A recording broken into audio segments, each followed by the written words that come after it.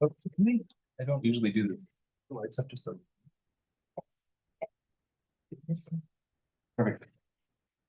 Give me the other one. There. So I can read my. Yeah. Okay. The conundrum. I don't like the lights up here, but I have to read. What would we do?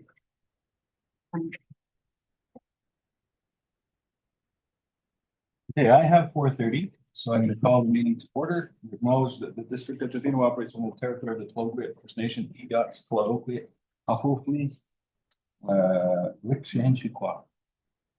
Notice to attendees that the meeting is being video recorded and will be published on the District of Tofino's YouTube channel.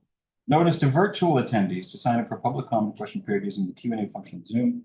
To register, participants are required to enter full name, residential address, and the agenda item they wish to speak. Through unanimous consent, if there are no objections, I'll move that pursuant to section 15 of the District of Tofino Meeting Procedure Bylaw number 1229/2016 is amended. The December 9, 2025 regular meeting be held electronically via Zoom and live broadcasted on the District of Tofino's channel. And that the facility provided for the public to watch and hear the meeting be located at Clayoquot Theater, 380 Campbell Street, BC. Seeing no objection, that motion is carried. Also, through unanimous consent, I will move a recommendation that the 7/9/2025 regular council agenda be adopted. Seeing no carried. Also, through unanimous consent, if there are no objections, I'll move that the minutes of the regular council meeting held November 25th, 2025 be adopted. Seeing no objection, that motion is carried. Mayor's report. Well, it's I gotta say it's wonderful to hear and see all of the holiday Christmas extravaganza going on in town, and I'm sorry I haven't been able to meet because some of the meet or go to some of the events as I've been traveling out of town, but I know that a lot of the councilors have. And I know that I've heard just fantastic things from the community and kids and families. Just so well done, great to hear. And here's public comment on agenda items. Ms. Larson. Thank you, Mayor Law. I'll now make an open call for comments. For those in the gallery who wish to speak, please raise your hand. And if there's anyone online attending via Zoom that would like to make a comment, you can do so now using the Q&A function. Before making a comment, you'll need to state your name, your address, and the agenda item you're speaking to. Calling once. Calling twice. Calling 3 times. There are no comments at this time. Super. Thank you, Ms. Larson. Moving on to delegations, we have item 8.1. We have a delegation from Janessa, Dornstauder, Clayoquot Biosphere Trust. This is regarding an introduction to wetland assessment guidance document. West Coast, very exciting. Yeah, thanks so much. I'm Janessa Dornstauder. I'm the Conservation Partnerships Coordinator with the Clayoquot Biosphere Trust, and I'm here with Barb Beasley, who's a wetland ecologist with the Wetland Stewards for Clayoquot and Barkley Sounds. So yeah, we're here to introduce a new resource on wetland assessment for the West Coast. The purpose, you can hit the next slide actually. Purpose of this guidance document is to really just clarify the regulatory landscape for wetlands on the West Coast. It's something that was called for in the district's recent ESA report and was also identified as a resource that was needed from the District of Tofino, as well as the ACRD is integrating this into their recent OCP update. You can hit the next slide. So why is it needed? The provincial guidelines for wetland assessments, they can be confusing and they're not tailored to the nuances of the West Coast where we see quite a bit more rain than the rest of BC. And the purpose of this is really to make the development process easier for staff, easier for developers and QEPs, and to help council understand what to look at when they're balancing development with natural habitat management. So we kicked things off with this document with a workshop back in February, really just to get a lay of the land and build a good foundation for it. So we brought together folks from the province, local stewardship groups, and environmental consultants, ACRD, District of Tofino, some staff from District of Tofino. And there was quite a bit of a different staff back then. There's been lots of capacity growth within the District of Tofino, and so we're really looking forward to hearing if there's support to share this further with staff in the future. So after that workshop, we worked with regulators at the province and some local experts to build out the document. Next slide. So wetlands, they're natural assets, they're buffers against climate change, they provide habitat and services like stormwater management, among many other things. This is a beautiful wetland at the end of Industrial Way, which is doing all of those things for the District of Tofino. You can hit the next slide.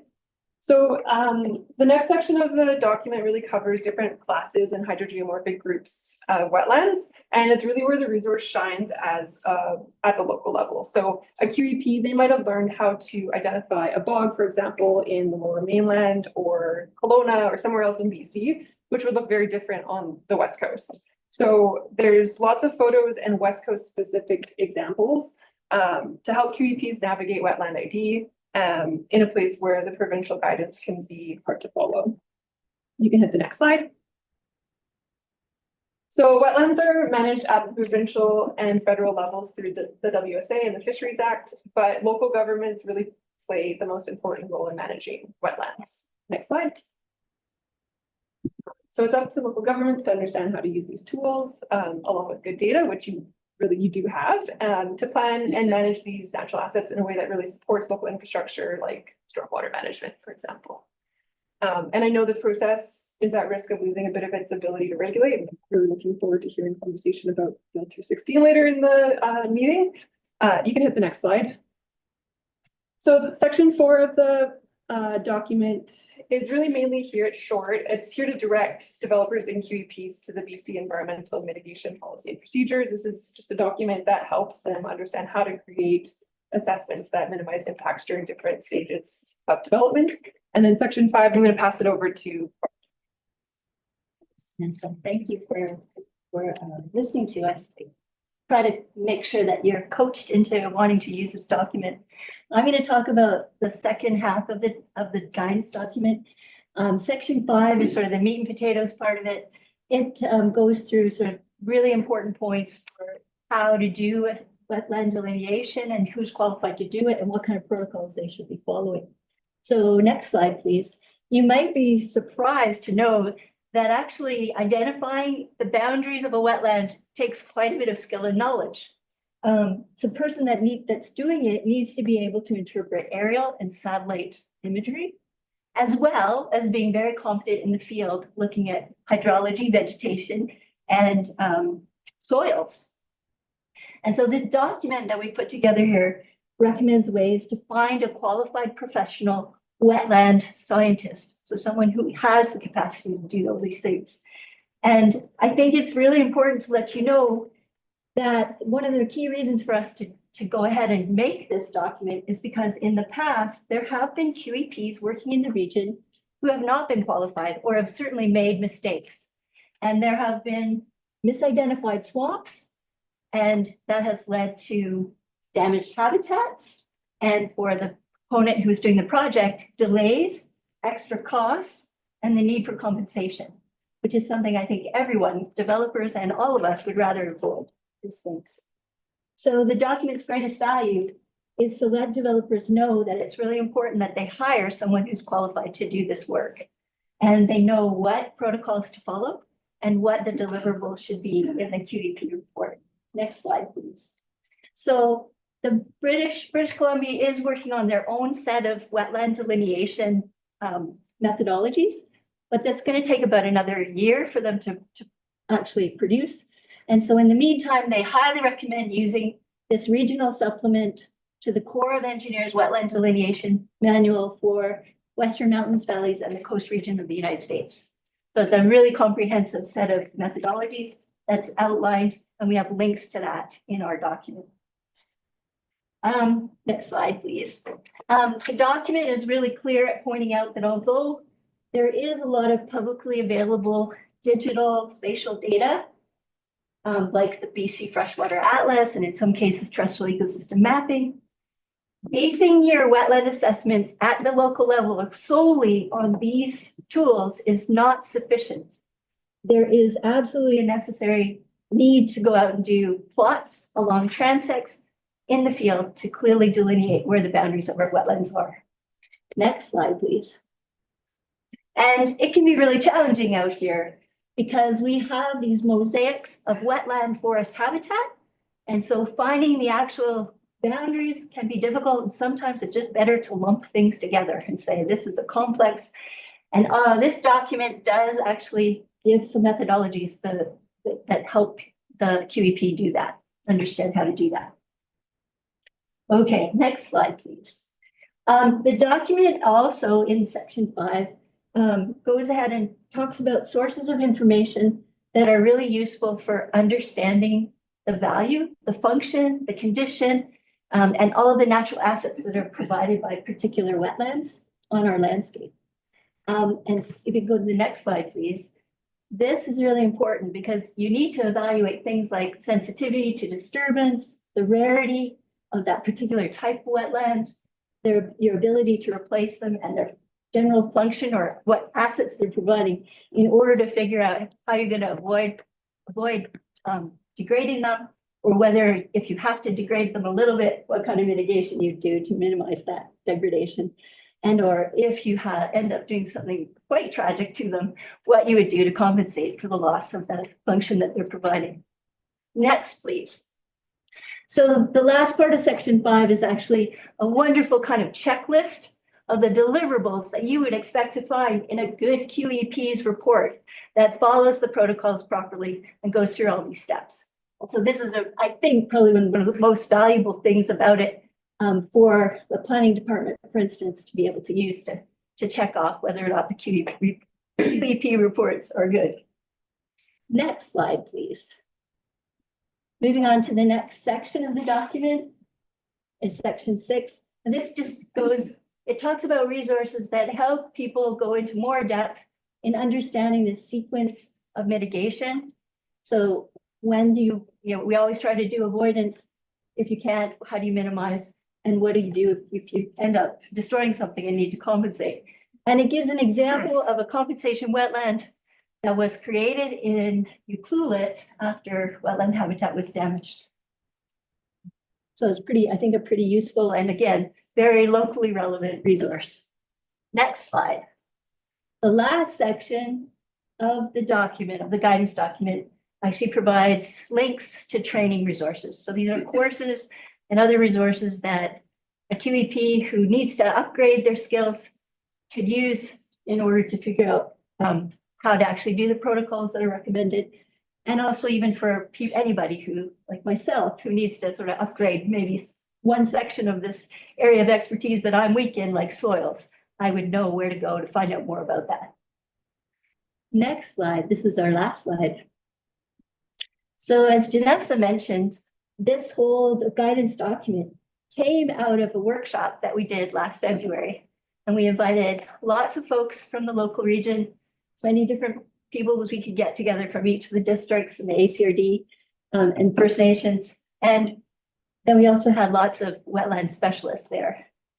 And there were the conversation was fantastic. It was a very positive, sort of uplifting thing. And we came out of it with some really good pieces of advice for the municipalities and the ACRD and First Nations communities. And they were, first of all, to invest in orthophotos and LiDAR. Check. Tofino, you've done a great job of that. Way to go. You've also done the second point, which is undertake predictive wetland and stream mapping. The work that Redfish did for you and that you just received a report on, I think, this fall, is done. It's great. The thing that you haven't done yet, it gets at evaluating function and condition of these wetlands and how important they are. So which wetlands within the District of Tofino are significant? Which ones are providing key functions that can't be replaced or that are very rare? And make sure you understand which ones they are so that when development comes forward or when there's some issue that happens, you'll know which ones you need to protect and invest time in better understanding. So we hope that the resources that we've outlined in the guidance document are going to be helpful for you achieving this final bullet. And we hope that council is going to approve of having staff use this document and that you'll also continue to participate in this regional effort to ensure that the benefits provided by our wetlands are protected and recognized and protected. Thanks. That's it. Thank you very much. day.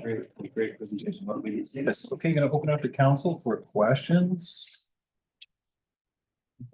Comments? Yeah, Councillor Steer. Thank you. Appreciate the presentation once again, and I'll quickly allude to Janessa's comments around the bill that's forthcoming, and I see this document as another example of the lack of control that's going to be potentially taken away from municipalities and local governments in general in terms of making those land use decisions. And we see, so I'm suggesting that you guys write a letter to the province as well as we will as well. And then some of the really interesting, some of the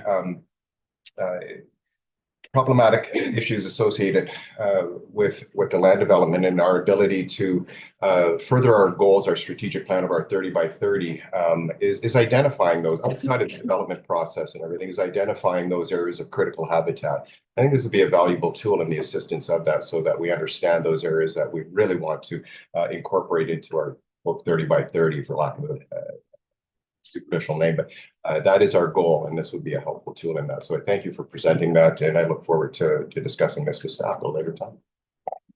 Super. Thank you very much.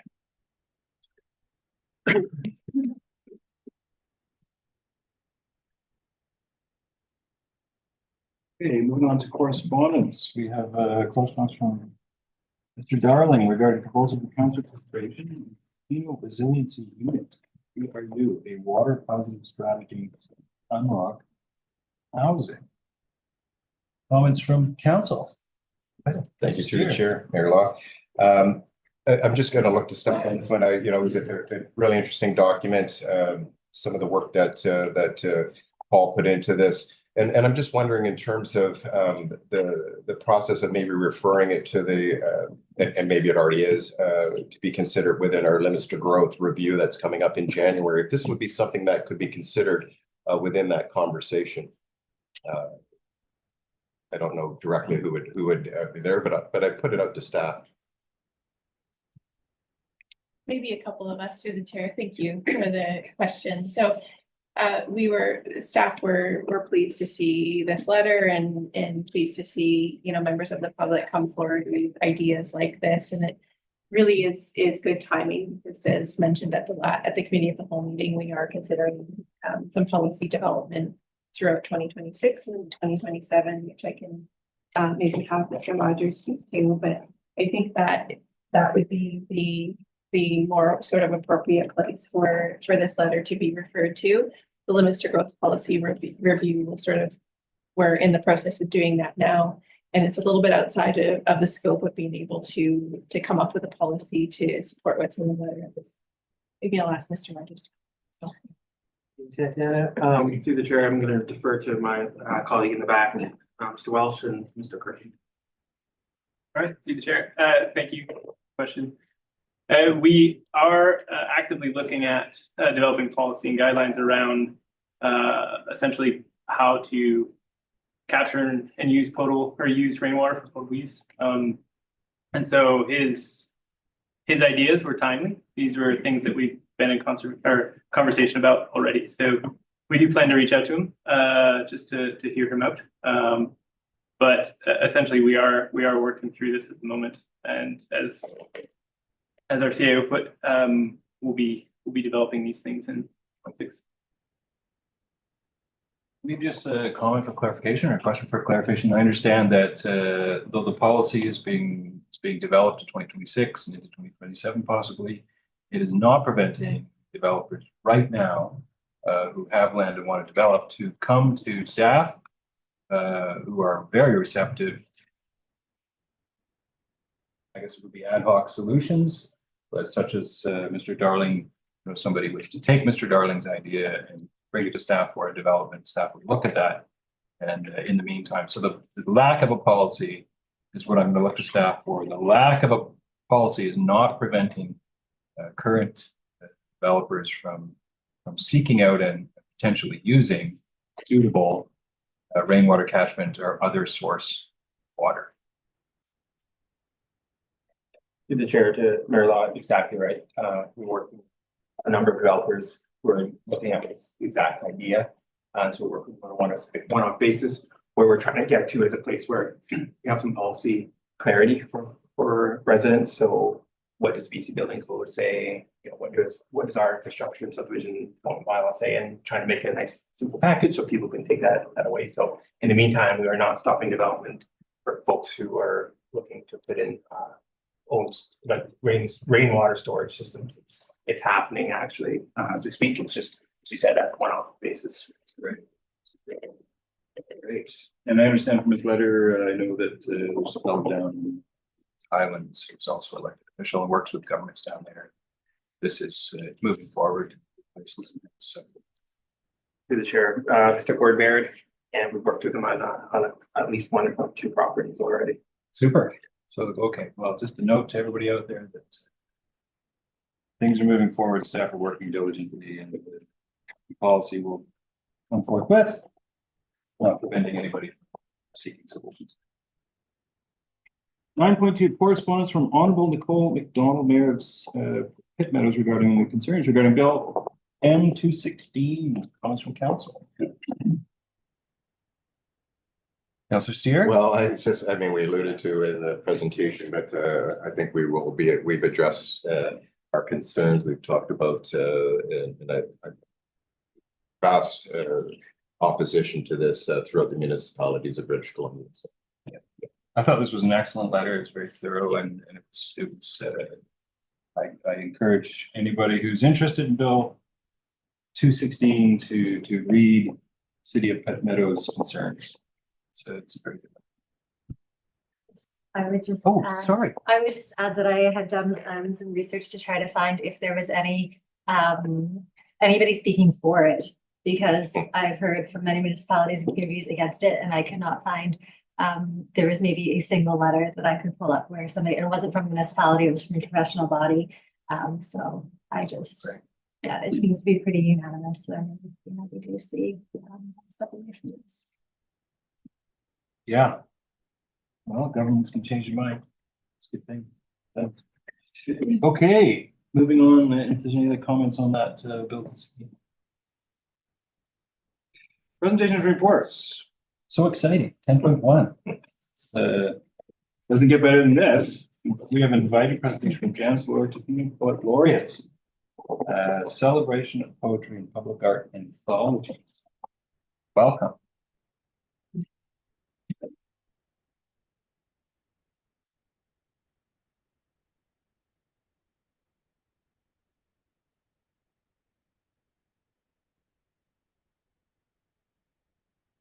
Okay, if I pitch this up.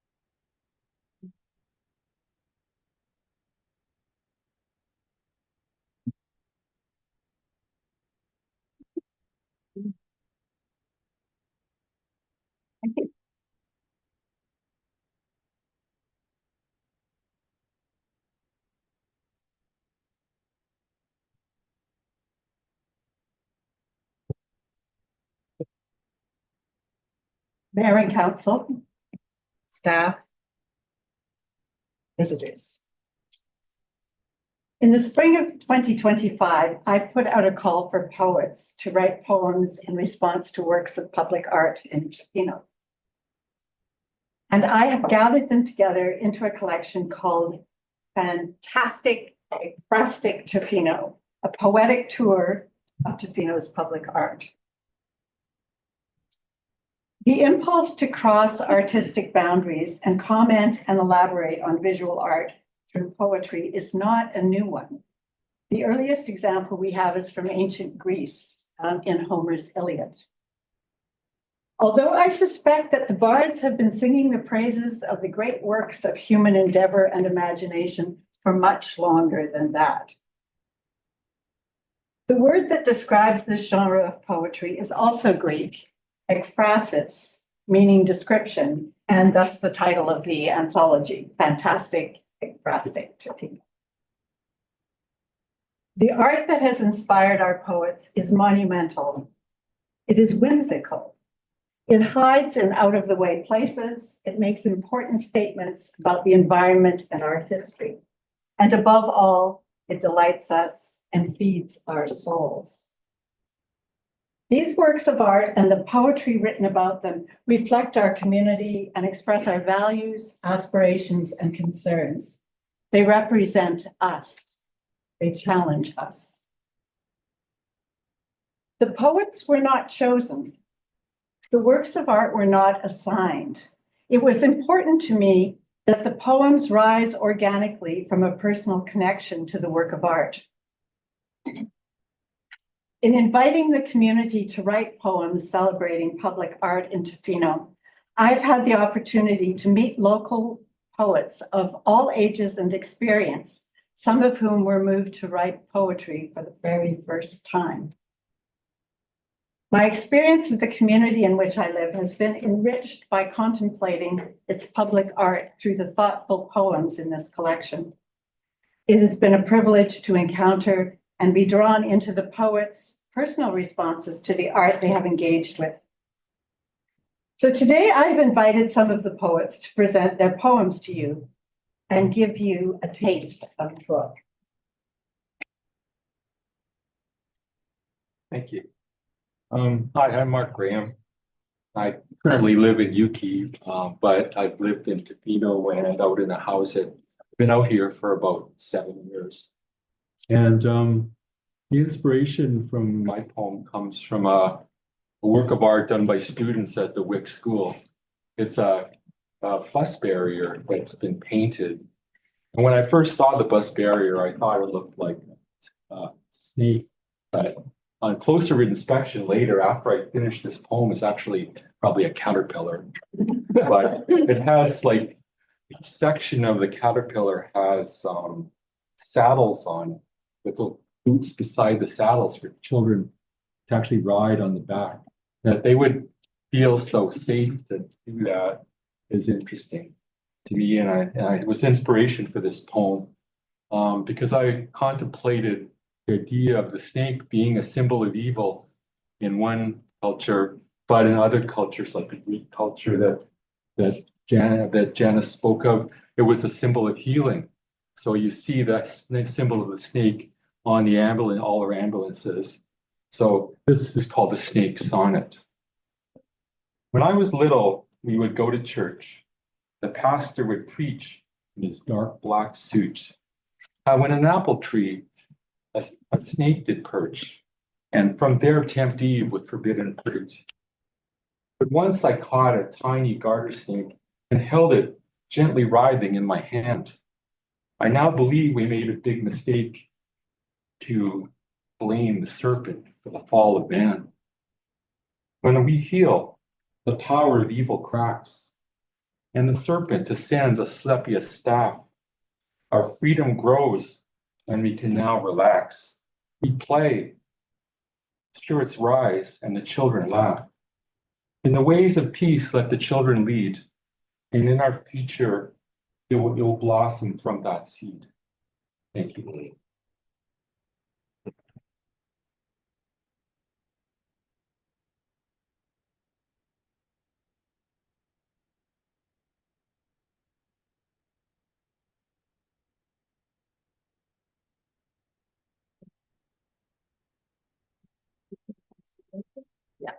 Hi, I'm Christine Elder. I chose, sorry, it's okay. There. I chose this piece of art by Pete Clarkson because it's about what's happening to our oceans, which really deeply concerns me. And I also just wanted you to keep in mind that not all poetry is nonfiction. There can be speculative fiction in it. There can be flipping back and forth between time eras and other nonsense, which can make it fun. Poetry can be fun. Anyway, I'm not saying this is fun. We'll find out, I guess. And Janice is gonna help me read it. It's, oh, it's a long poem. Yeah. Look at that. Sorry.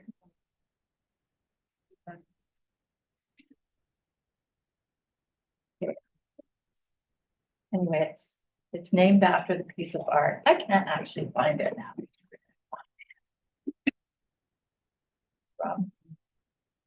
There it is. Okay, so it's called Plastic, Plastic, the choice that lives forever.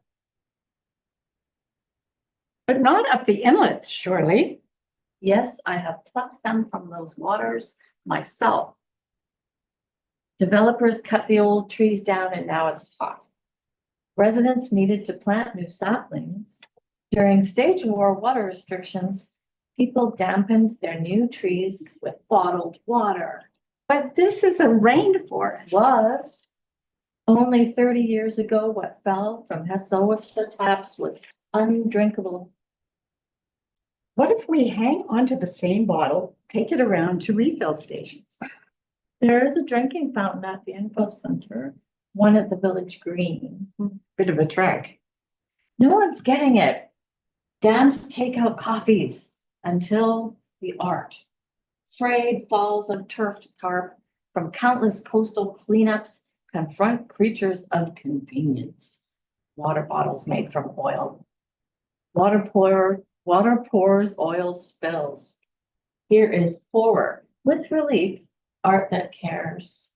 565 discarded single-use water bottles and caps, most washed up on shore after swirling atop Hutchwood currents, found from Natsas to Natchez. Farther, Tofino bans the single-use bottle. Now leave the old trees. Suchas, holds land, holds water. What thirsty humans will hold this planet? Take back the taps. Ooh. Thank you.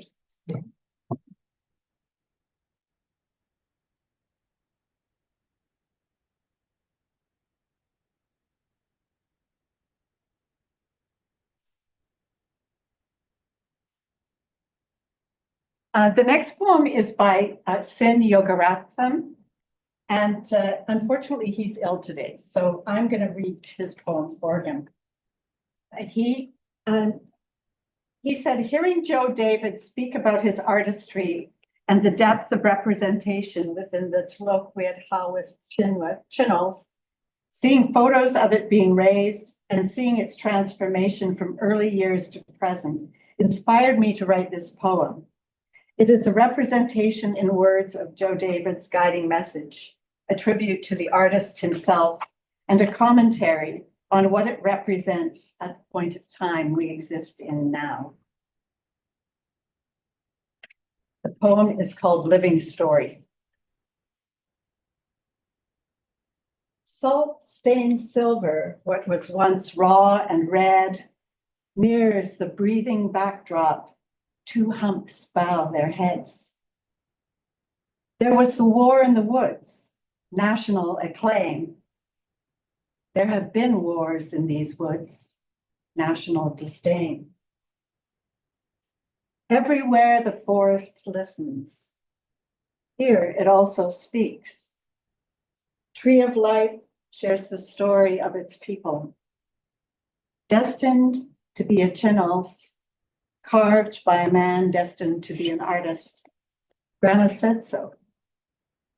Thunderbird, whale, granddaughter, past generations thrived. A present generation survives. The next generation reclaims. The tide has ebbed for too long. Now it must rise, rise, rise. Lightning snake wings span the thundering celestial sky.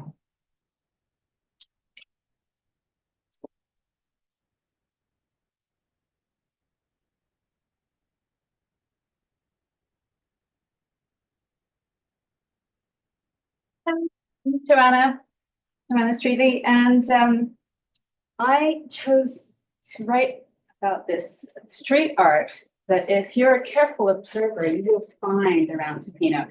And I'm very sad that some of it has been erased along the way, but for a long time it was kind of a secret. It was a bit like Banksy existed in Tofino, and there were rumors about who it was.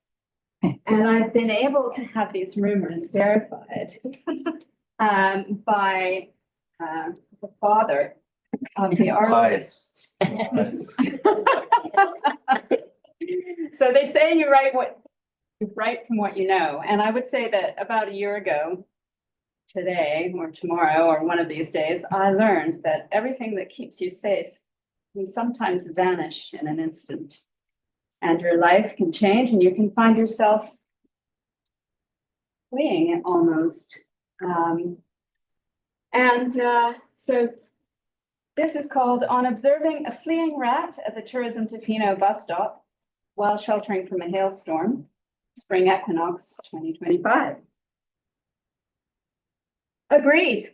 It's time to run, bag in hand, threats looming, and a damp juncture of wall and floor offering passage to an underground of sorts.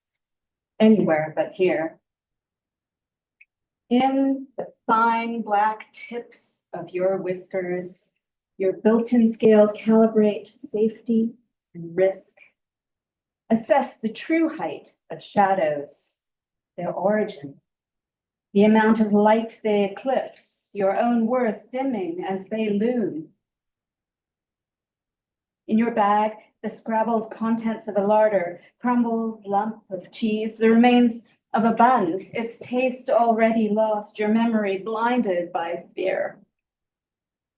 Pasted in the yellowed paper lining of your bag, proof of your citizenship, images of life well lived, family, children, friends, you in your mother's tender arms, wrapped in the white baby blanket you've had to leave behind.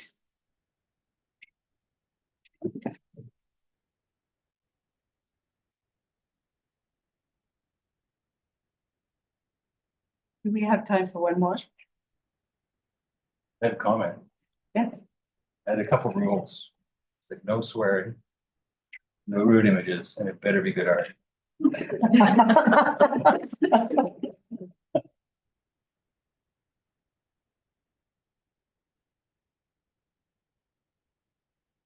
I was a teenager in the early 70s. And so Hotel Z sort of brings back a lot of those memories for me. This poem is called Tofino or Bus. We were flower children. We were power to the people. We were back to the land. We were heading west on Highway 4, the sign on our VW hippie bus, Tofino or Bus. Forgot the T, but it didn't matter because we were groovy. We were right on. We were far out, Sakatumi, out of sight. We were running on empty when we turned right at the junction, abandoned the van, stuck out our thumbs, Tofino or Bus. All summer, we were stardust. We were golden. We were dropping acid, not bombs. We were making love, not war. We were giving peace a chance. But somehow that vision lost its flower, lost its power. Our dream ran out of gas.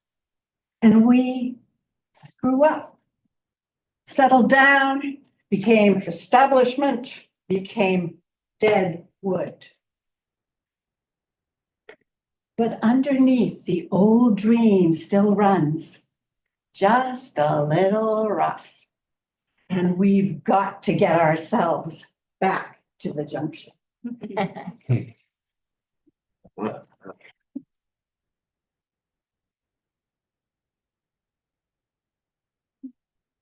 Thank you to the poets who have read for us today.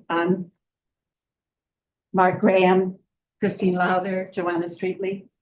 A few words in closing. The book is organized as a tour of the art about which the poets have written.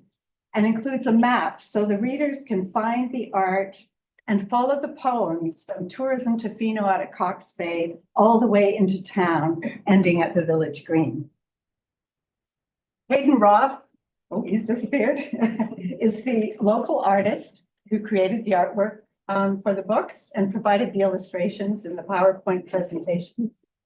Many people of the writing community and artistic community have provided support, advice, and feedback. The CBT provided financial support, which allowed us to pay the artist and the poets honorariums. And the Tofino Arts Council also contributed financial support and developed the map in the book. And the District of Tofino's financial support made this project possible, as did the great enthusiasm and logistical support in the person of Karen. The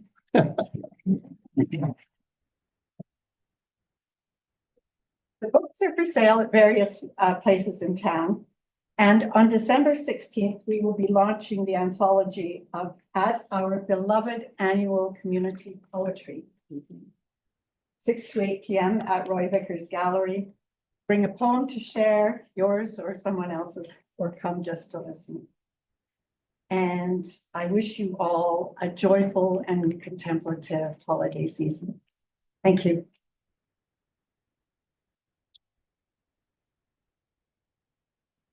Thank you very much. That was absolutely delightful.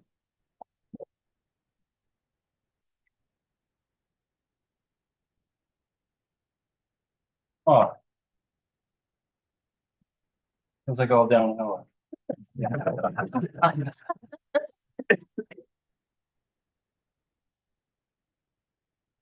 Thank you again so much. Thank you. Thank you. Absolutely. Good point of preference. Council.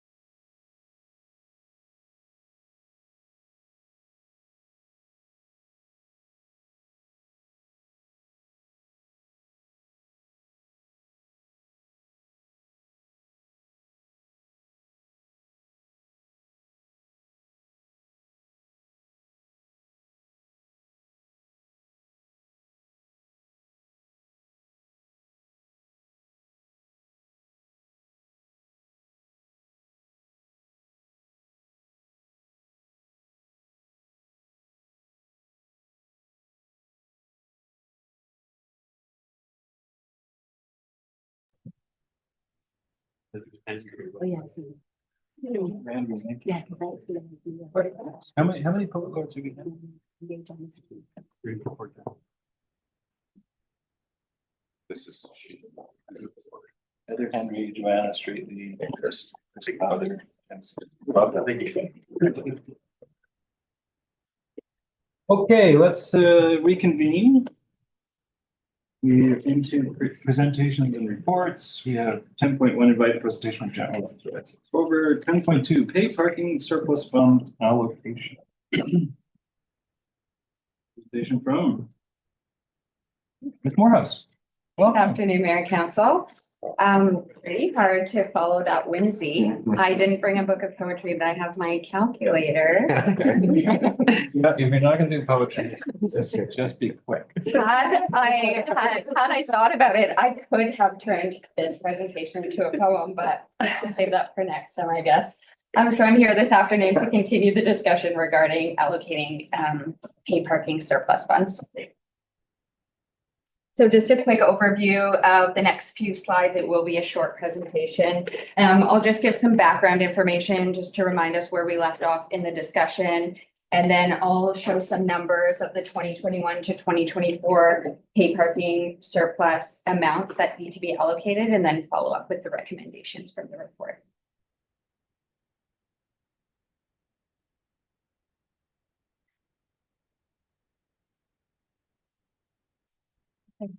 So just a reminder and to bring us up to speed. So our paid parking service area was launched in 2021. It started with paid parking at Tofino's beach locations and then followed with downtown street parking established in 2023. This was to create a new revenue source for the district and to support some strategies and actions that were outlined in the district's multimodal transportation plan. In 2023, council adopted a resolution that established minimum percentage allocations for the annual surplus funds into the three reserves that we see on the slide: recreation facilities, roads infrastructure, and paid parking reserve. So as noted on the slide to date, the balance of those surplus funds, so the 50% from each year, has not been allocated for fiscal years 2021 to 2024. And that's what we can hopefully address today.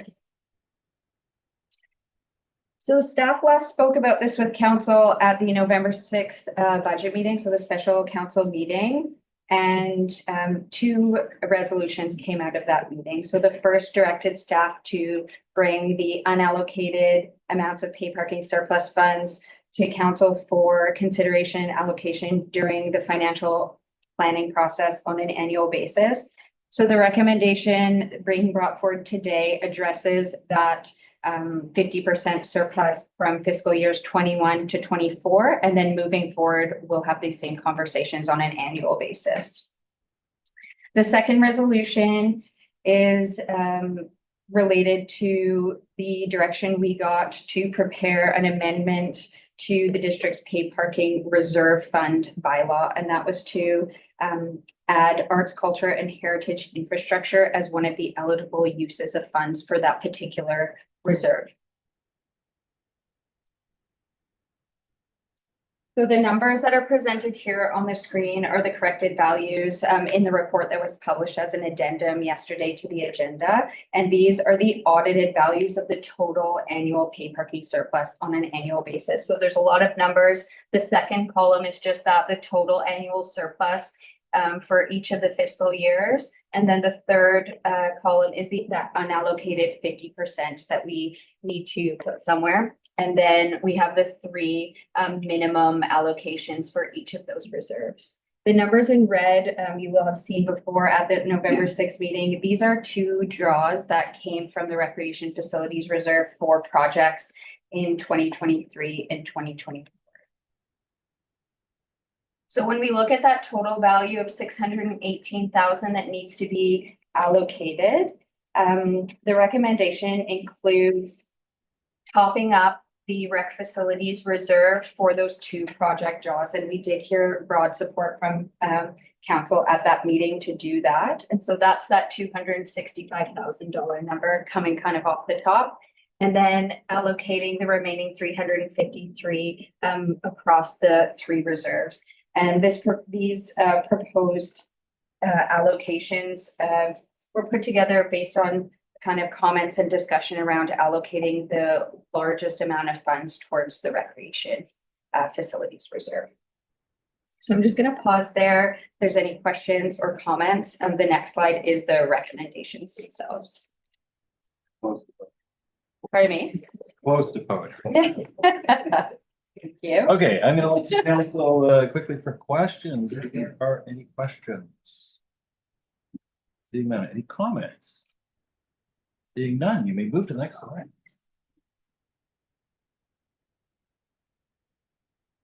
Excellent, okay. Well, we have in front of us, do I have a councillor who would like to volunteer to read this recommendation if there are no other comments?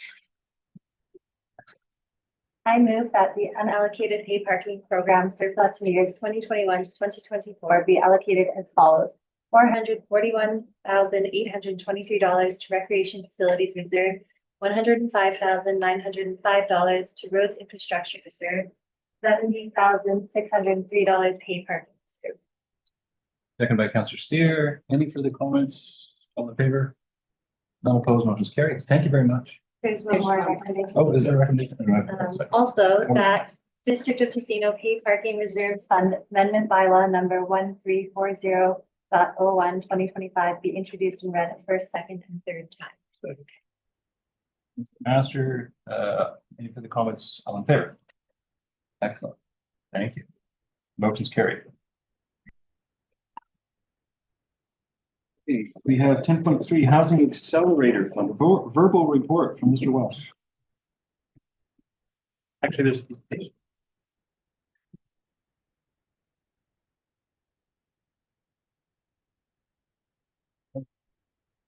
Hi, good evening, Council. Tonight I'm going to navigate a bit of a paradox that currently exists within our community.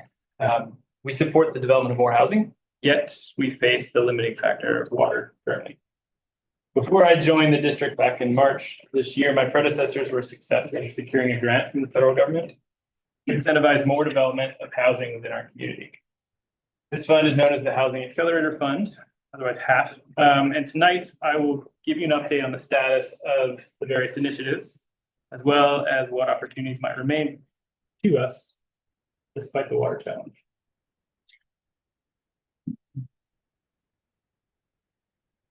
So this is a quote from the Government of Canada. To address the housing shortage, the Government of Canada introduced a Housing Accelerator Fund in 2022's federal budget. That intended to create more supply of housing at an accelerated pace and enhance certainty in approvals and building process. So this project about incentivization of housing is all types of housing, I should note. Single detached homes, small scale, multi-unit housing, missing middle housing. The funds for this grant are administered by the Canadian Mortgage and Housing Corporation, and we meet with a rep from CMHC on about a quarterly basis. So we're a small community, and as a small community, the ramifications of staffing shortfalls can be far-reaching. My department, the planning department, is a department of 3.5, and it had its manager, its senior planner, and a half-time planner 1 positions vacant for several months in 24 and 25, right around the time we received this grant. Further, our OCP projections for the limiting factor of growth, water, arrived about 1 year early. So, for example, current allocation for residential development of water sits at about 2.37 cubic meters. So this program anticipates 34 Housing Accelerator Fund incented units, and this would require closer to 9 cubic meters. That's a typo there. Square meters. Cubic meters of allocation, just to put things in perspective. So half funding comes in, oops.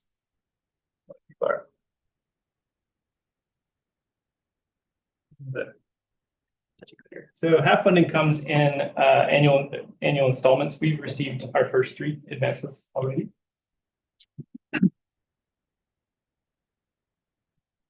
To receive the 4th advance, we're required to have 34 units on top of existing projected growth permitted, so by building permits, by January 31st, 7. So our goal, essentially, to achieve this housing supply growth target has to happen on the 3rd anniversary of the effective date of this grant. a target as a building permit. And receiving this fourth installment is contingent upon meeting this goal. At this point in time, we're anticipating we will not. And so we are anticipating that we will not hit our our fourth installment of funds. So here's a breakdown of the units incented through the half action plan. They're all intended to satisfy that missing middle housing for the District of Tofino. Here, missing middle means something different compared to other communities. Small scale multi-unit housing units are missing middle in Tofino. So that means duplexes, triplexes, fourplexes, townhouses, small multiplexes. They essentially all classify as missing middle in Tofino. And so those are the types of units we're seeking with the work here. And so bear with me as I go through the 5 different initiatives for the Housing Accelerator Fund. So for initiative 1, this is titled Upzone to Expedite Multifamily Housing. A feasibility study was performed to determine the best sites in Tofino to accommodate multifamily housing. As part of this work, consultants completed GIS site selection based on servicing and planning criteria. Rezoning has already been completed for, or is underway for 2 of the 6 market rate sites. 1 of the 4 remaining sites is District of Tofino owned. That's 152nd Street. And that's intended to be addressed as the new fire hall project advances. For all properties, we have a civil servicing report and a yield study from our consultants ready to go to support any rezoning and potential build outs. So for this incentive, we were anticipating 5 units. This initiative would be deemed complete once all sites have been successfully upzoned. Initiative 2, launch a housing incentive program. This included a mini draft or a draft mini grant program created by a different set of consultants. As part of this program, there's a draft guide entitled Recommendations to Enhance ADUs and Incentivize New Homes. This initiative was designed to help existing property owners construct secondary suites and ADUs. So it would give about $40,000 to property owners who built ADUs or secondary suites, as well as to incent new multi-unit rental construction. And this would grant about $10,000 per unit for multifamily purpose-built rentals, totaling a potential of about $650,000 of granted funding.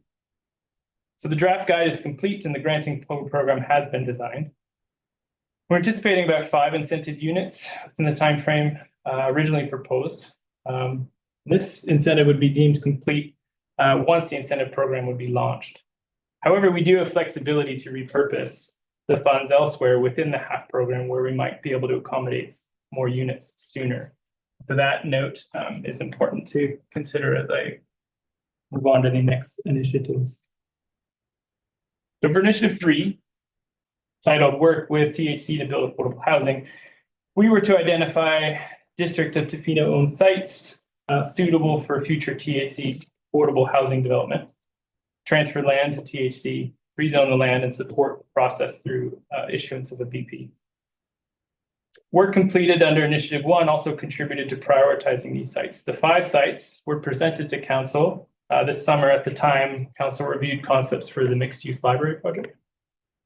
At this time, general massing, densities, and layouts have been provided for consideration, and the 740 Campbell Street site was determined to be the top site. 21 incentive units were anticipated from this initiative. However, it's been determined that upwards of 40 could be possible with the feasibility study at 640 Campbell Street. This initiative would be deemed complete once building permits are issued, and then funds from elsewhere, the previous initiative, as I mentioned, could perhaps be moved here to help expedite the rezoning and building permitting processes. Initiative 4, increase supply of accessory dwelling units. This would address a series of zoning amendments required to ensure that Initiative 2 is aligned with the OCP and our zoning bylaws, or zoning bylaw. Ultimately, this is intended to allow for the development of detached ADUs in the downtown area to support long-term rental opportunities for that missing middle. The primary zoning amendment required would allow for ADUs in all low-density zones, so R2, R1, in the village containment area only. Currently, only secondary suites are accommodated here, not ADUs. In addition to this initiative would also allow for a maximum of 3 dwelling units on qualifying properties, one being an ADU. So as mentioned, the draft guide is complete and the granting program has been designed, but to complete this, we would have to amend our zoning bylaw in the ways described, implement a property tax reduction policy amendment focused on ADUs, and potentially amend our delegation of council authority bylaw to help advance some of these projects. So 3 units were anticipated to be incented from this. And then lastly, there were sort of a collection of items to remove barriers to new housing. This section was intended to address other policies and regulations that could help serve, that would at times maybe perhaps serve as a barrier to new housing development and help alleviate them. So included in this work and already completed were the 24 Water Master Plan, the 24 Limits to Growth Policy. And still in progress, we're working on our digital application system for all permit types. And then yet to be completed would be to update our DCC bylaw, to update fees and align with local guidelines. So those are the 5 initiatives and the status within each. What I'd like to mention now is, as it's anticipated that we'll run out of residential water allocation based on our limits to growth policy before the end of the year, we'll need to look at implementing a temporary queue for development applications. Applications would be processed as sufficient water capacity would be confirmed, enabling staff to objectively assess capacity, timing, and infrastructure needs. Half incented work would find itself somewhere within this queue until such time that various conservation measures might find more water to accommodate additional risk for development. So to advance current active files, we've not reached, or that have not reached their associated triggers for water to be allocated. We anticipate needing about 15 to 25 cubic meters to get them through the queue at the moment. Our target for finding more water through various conservation measures in 26 is about 30 cubic meters. So current allocation for residential development sits at about 2.37 meters cubed, as I mentioned, which is essentially enough to build 4 single-family dwelling units. Half funded work is designed to incent at least 34 missing middle units. So this limitation of water is also limiting our ability to hit some of the deadlines for this program. So each initiative outlined in the half action plan is really quite aligned with our OCP. We've asked for many extensions from CMHC to get this anticipated work done. However, due to the initial mentioned staffing shortages and current water shortages, we've been unable to complete each initiative within the expected time frame. So despite the likelihood of not obtaining the 4th installment of funds, we're still working towards completing all the work contained within this grant. As of now, only the work with THC to build affordable housing units instead of 3 would potentially generate those BPs for those additional 34 units that have been outlined by the granting. However, among several things, that property would need to be rezoned in order to accommodate a multi-unit structure, which is shown here. To close, before questions, I'm resharing a slide from an option from the Tofino Affordable Housing Study for 740 Campbell. This was produced as part of Initiative 3 and could realize 40 of those units and perhaps satisfy those 34 units that were promised as part of this work. So at this moment in time, we're intending to do what we can to advance this concept or one quite similar with haste. With that, I'm done. I'm happy to answer any questions you may have. Excellent. I have a question for clarity, just to go back to the 740 Campbell Street and back further a few slides, but we don't have to go back there. Was the deadline for the final installment, the half funding, is only the building permit? Is that correct? Correct. So if council and staff were able to expedite and agree, and rezone 740 Campbell Street, that target, what was the date for that target? the third anniversary of the effective date of the grant, so that would be January 31st, 27. January So we have 1 year to potentially produce building. building. Cool. Okay, thank you. I have another question, but I'll look to council for questions for clarity. Any other questions for clarity? I think that you're alluding to the question that I was, but the constraint would be, of course, as you've alluded to, getting to the building permit within a year. To be able to access that, and of course, then the other constraint for the BP would be the constraints on water. I'm not sure how that could get squared, or is to be able to issue the building permit to be able to access that with the constraints that we have on the water as illustrated in your report. Those two just don't square, do they? Or am I missing something? Thank you for the question. Through the chair, the stars would need to align, I would say.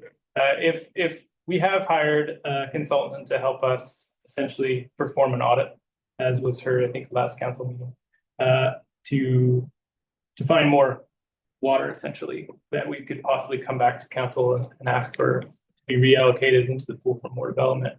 If that was to happen in 26, if rezoning was to take place, if various things were to take place within a year's time, and we had a consultant who could produce the package required, then it's possible. Oh, through the chair.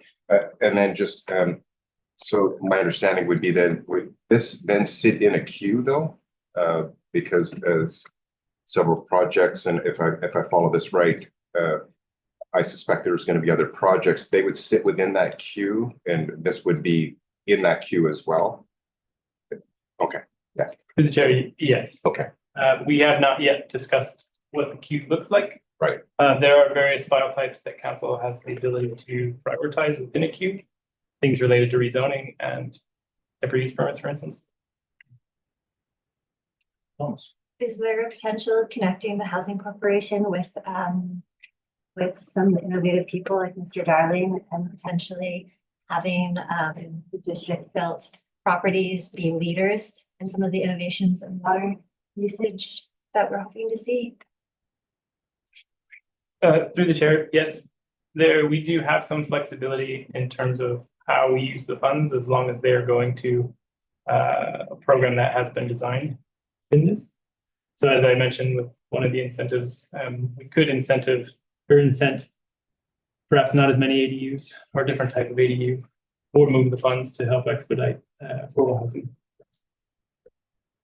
At the end of the day, we do intend to still produce the guide, still put it out in the public so that they understand how to build ADUs, how much money might be available, TBD. The question on the ADUs, I know that the 40,000 per ADU, I think there was slides, and we just heard Mr. Darling, or read Mr. Darling's letter, and talking about own source water. Is it possible that some of those ADUs that are currently sitting in the queue and taking water allocation certificates out of the 120 or 60 could be offset with $40,000 per ADU to develop own source water, for instance? That goes towards an ADU that has its own source water, and then that is taken out of the queue and opened up to others. It's just an idea. Thank you for the question. I worked with the consultant that's building that guide for us to have that as a potential option. So we pivoted and have various options within that guide. Say, perhaps we incent only ADUs that capture their own water, as an example. That's a path we can take if we put money towards that program. Okay, thank you very much. Any comments from council? Questions? Seeing none, thank you.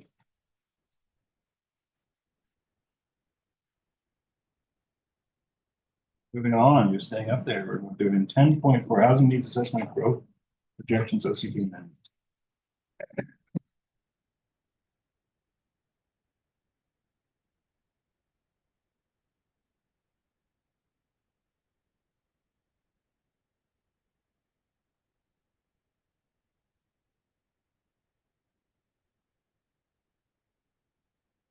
What before you now stems from a provincial requirement to ensure the numbers from the latest housing needs assessment, the interim housing needs assessment, are reflected in our OCP. However, in Tofino, you can't talk about growth without talking about the limiting factor of water, as I did with the previous presentation. So the amendment before you is as much an effort to reflect our HNA numbers as it is to codify elements contained within our limits to growth policy. This community still wishes to grow, but to do so responsibly and within our means. We believe this amendment helps to achieve this. This is a quote from the report that essentially summarizes its contents. The report is 24 pages long, as you all know, but I'll do my best tonight to balance its length with some brevity. I will not be removing or reviewing each of the 16 proposed amendments. Instead, I will be reviewing its contents at a higher level, and will do my best to address any questions at the end for this first reading. The background, the work received permission to proceed on September 9th at that meeting. The report from this meeting can be reviewed in appendix 2 for the package in this meeting. So why is this before you? Well, as I mentioned, provincial legislation requires all municipalities add HNA information to their OCP by January 1st. This needs to include assessment of current and projected housing unit requirements for the next 5 and 20 years using the HNR data. There needs to be a statement about the need for housing in proximity to infrastructure that supports walking, cycling, transit, as well as a description of the actions taken by the district since receiving the most recent housing needs report to reduce housing needs. So the amendment before you achieves all of this and a bit more. In January, I should say the numbers here are what's in our HNA. In January of this year, Council adopted this interim housing needs report per the Ministry of Housing's guidelines in terms of calculation. This slide illustrates the number of units required to meet current and anticipated need. So there are primarily 3 questions addressed by this proposed amendment to the OCP. Here's the first, which addresses the main concern from the province, verifying whether municipalities have the zoning required to meet HNA numbers. So do we? We do in spades. We probably have 4 times the need or 4 times the ability based on our current zoning. The proposed number of dwelling units indicated by the INHNA can be accommodated within our village, future homes, and Tla-o-qui-aht land use areas. So the second set of amendments to update the OCP growth rate, or update the OCP growth rate in consideration of infrastructure limitations identified by our 2024 Water Master Plan. The amendments are written to ensure consistency with the OCP principles of reconciliation, housing development, and environmental conservation while considering infrastructure limitations. So for background, in the OCP from 2021, the low growth scenario, which is 2% growth a year roughly, was chosen to balance the limits of the water system against the community's desire for compact, low impact residential housing. This update reflects water capacity constraints resulting in a new 15-year population projection for Tofino based on 21 census data, residential growth estimates from 21 to 25, and an estimated limits to growth population equivalent. So the estimated annual growth rate from 2021 to 2025 was 3.25% for about 144 housing units. The estimated population for 2041 is based on limits to growth related to raw water capacity is about 3,500 permanent residents, representing an annual growth rate of approximately 1.48%. So this is slower, but it translates to approximately 270 new units, or about 18 units a year. Our background average is about 30 currently. So question number 2, does the district have enough water to accommodate the IHNA? Answer is maybe. There are approximately 230 units in the development pipeline right now that have obtained their water allocation certificate or won't require additional allocation. This meets the 5-year projection, but raw water for residential allocation is soon to run out. There's a chance for various conservation measures employed by the district to help find more water to allocate towards additional development. However, since we're already at a bit of a water conservation champion in the province, we might soon run up against limits of how much we can actually conserve, how much more we can actually conserve as a community, just to put that out there. So to advance the reconciliation objectives outlined in the OCP and reflected in the LTG policy, we recommend establishing a new land use designation within the OCP that identifies lands of interest for the Tla-o-qui-aht First Nation. These lands would include reserve lands, fee simple properties owned by the nation in areas referenced in previous incremental treaty agreements with the province. Those would be DL 120, 121, 128, and 129. Future land use designations for these areas will be determined accordingly and reflect the 60 meters cubed per day of water allocation that's been allocated to TFN through our limits to growth policy. And so arriving at question 3 that we were hoping to address by this amendment, one could ask, does the district have the zoning in place for TFN development to develop within their 60 cubic meters of water allocation? The answer is potentially. This amendment, before you start this process by establishing a new land use designation, and provides clarity within the OCP. Amending the zoning bylaw would have to connect. And so I've arrived at the last slide of this presentation. We'll take questions following it. Section 475 of the LGA requires that we provide consultation opportunities for people, organizations, and authorities who may be affected by this change. And so we are proposing a public hearing following first reading, and we will be engaging with Tla-o-qui-aht First Nation, SD 70, and the ACRD. We would be also using, other than a public hearing, we would be using Tofino, that engagement platform to reach the public. So with that, there's the recommendation. Great, thank you. I have a couple of questions, but I am going to open it up to council. The question very first, before we jump into mine. Councilor Steer. Yeah, thank you to the chair. I have several and I'll look to council to see if there's more.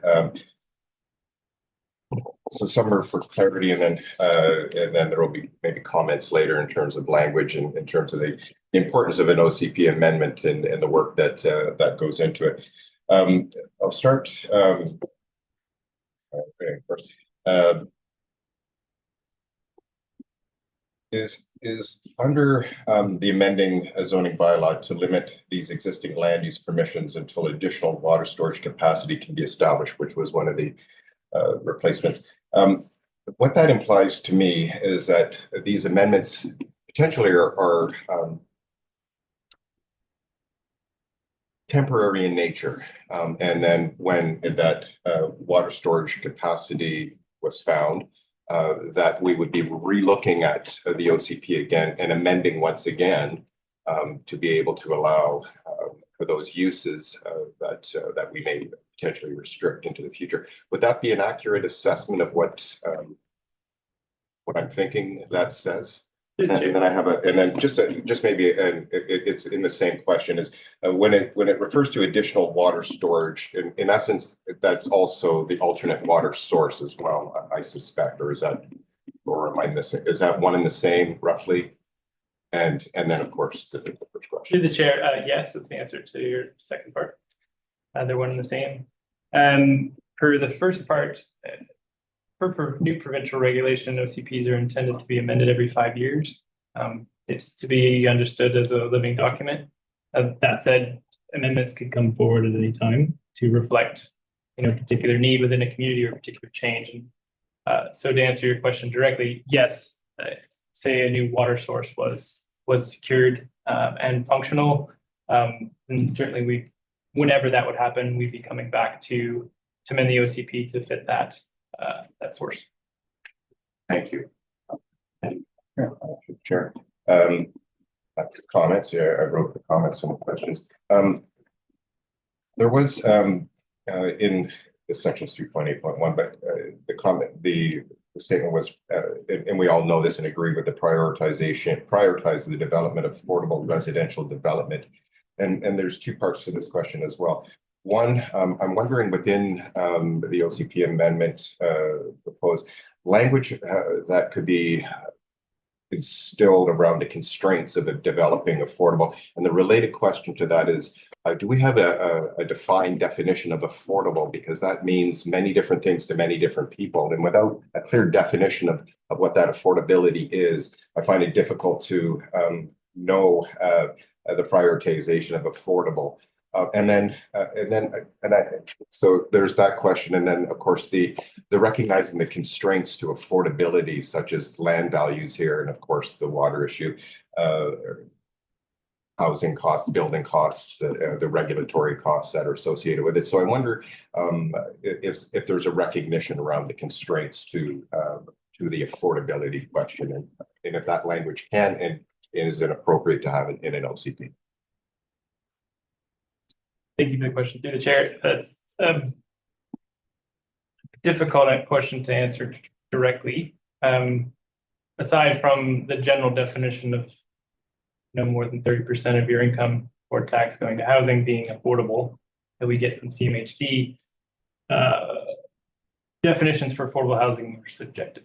For every community, they're different. They're based on what incomes exist. We know that cost of living in Tofino is by some estimates 15% greater than other areas on the island, or even the west side of the island. We know that we don't have great data around this in terms of what incomes are. We look at these things, I think, and relook at these things on a frequent basis as more data comes in or as our understanding improves. We know what rates are being charged for our latest affordable housing projects. RGI units, traditional affordable, deeply affordable. We understand sort of those ranges, and whether or not they work, and those are being tweaked at all times, and that's one of the functions of housing court.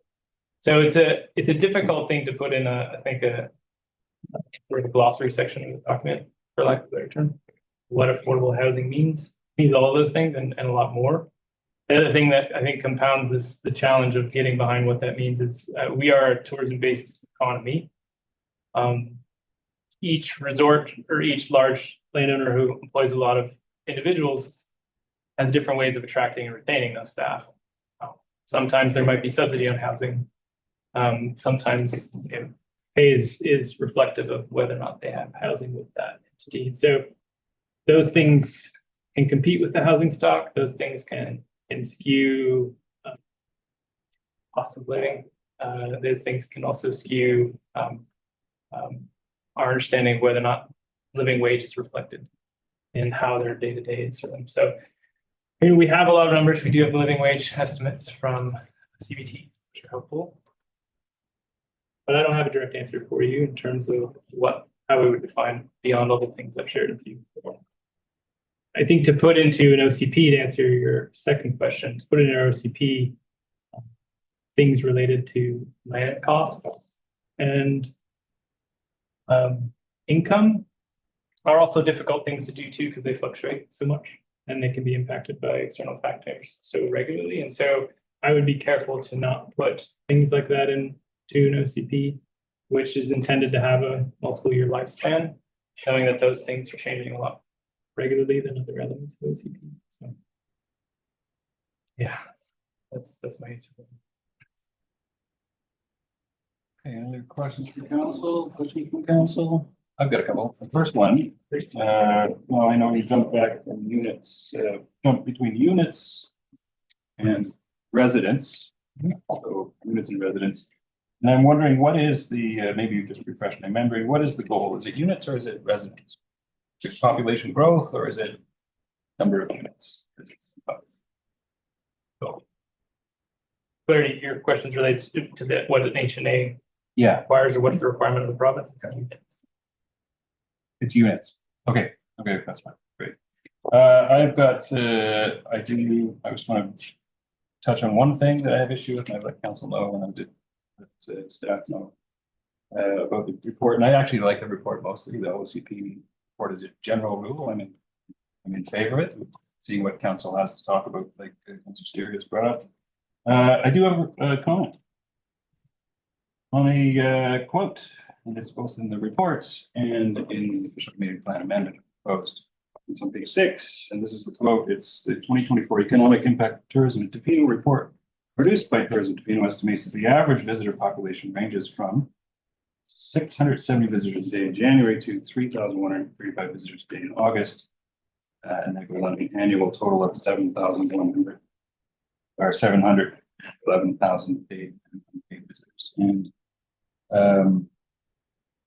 I noted that those numbers presented, the visitors per day, 760 and 3,135, are not in Tourism Team report. Now I assume that those numbers were arrived at. I'm going to use the August one by taking the total number of visitors, total number of people here in August, 97,200 people, individuals, divided by 31 days. That's 3,135. Okay. The issue with that is that assumes that every one of those 97,200 visitors came for one day. So that's why it's not in the report, because we know that that's not true, right? Likewise, you could use the other end of the scale and say that there was 97,200 visitors in August, and they all stayed for the whole month. That would give us the comparable visitors per day of 97,200. That is also not true, right? Those things don't. So that's why that this statement I would like to be corrected, reflect the Tourism Tofino report, economic impacts of tourism to accurately reflect the real visitors per day, which is 12,500. That's my comment, and that is the nightly visitor nights, which actually represents the number of real people here every day.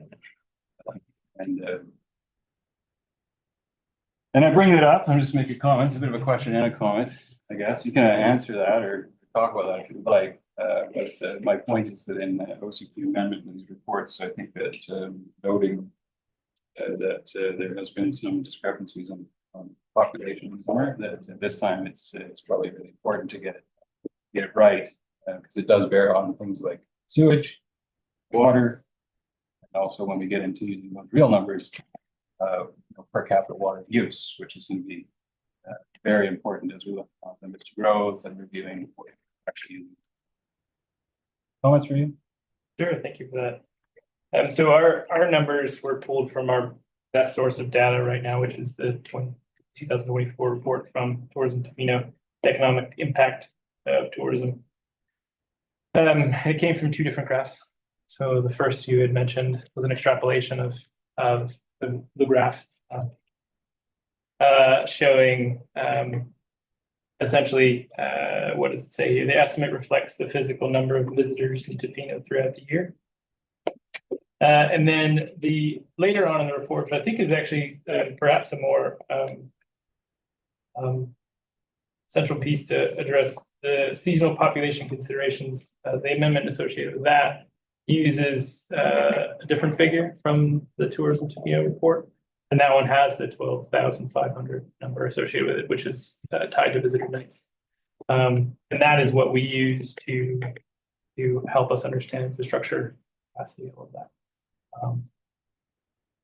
So what's interesting, and I think this is an opportunity to sort of pull out some of our checking of that information, as we did work with our colleagues in Infrastructure and Public Works to understand sort of the ratio between the January and August piece. And we looked at solid waste. And roughly the numbers in the Tourism Tofino report between January and August, about 4 times, August is 4 times greater. Solid waste we produce is about 4 times greater. So we were able to confirm that these numbers are somewhat accurate. I think the challenge for us is really understanding what the baseline population is. We do know from the 21 census that's about 2,500. We know that there's more folks than that. We also know that we have a population that's not accounted for, seasonal staff and otherwise. That by some estimates it doubles our population. So all of those things are at play here. In terms of amending or omitting those numbers within the report, which we pulled straight from Dornstauder, that's up for council discussion. And I should note that if we did amend this, we'd probably have to go back to first reading for some pieces because we have a public hearing anticipated following this. So that might push our timeframe a little bit. Just in your minds. You follow the comment on that, Okay. just because you said that those numbers are in tourism Tofino, and again, once again, you know, the calculations that are here, this 12 are not in tourism. They're calculated. So that's my point. If I may, Mayor, that statement or sentence is not a quote. The only thing that's in quotes is reference to the report. No, this is the referencing these numbers as put to the economic impact to tourism. It's not a quote directly taken from the impact. Yes, I see, because those numbers aren't in that report. Yeah. They're calculated by staff. And my point is that it makes it sound like there are 3,135 people here on average in August. And that is a miscalculation. There are 12,500 people according to the tourism report in August. That's the real number. And just to go back one more time, is that and I cross-reference this with district data presented in this report on sewage, etc., water, and in January, the population was 2,500. We'll just say. And the visitor numbers for all of January, according to Tofino, are 1,500. That's 4,000 people. And if you multiply that by 4 to get the 4 times that number, that use in August, you get 16,000 plus people, which is what tourism Tofino report says. There's 12,500 people here, visitors plus residents plus shadow population, seasonal residents. That's my point. So this I would like this comment changed because it is important to get those numbers right, so that people who read this and the public or engineers who go in and read this later on will not be confused by those numbers like 760 and 335. They'll have the actual number.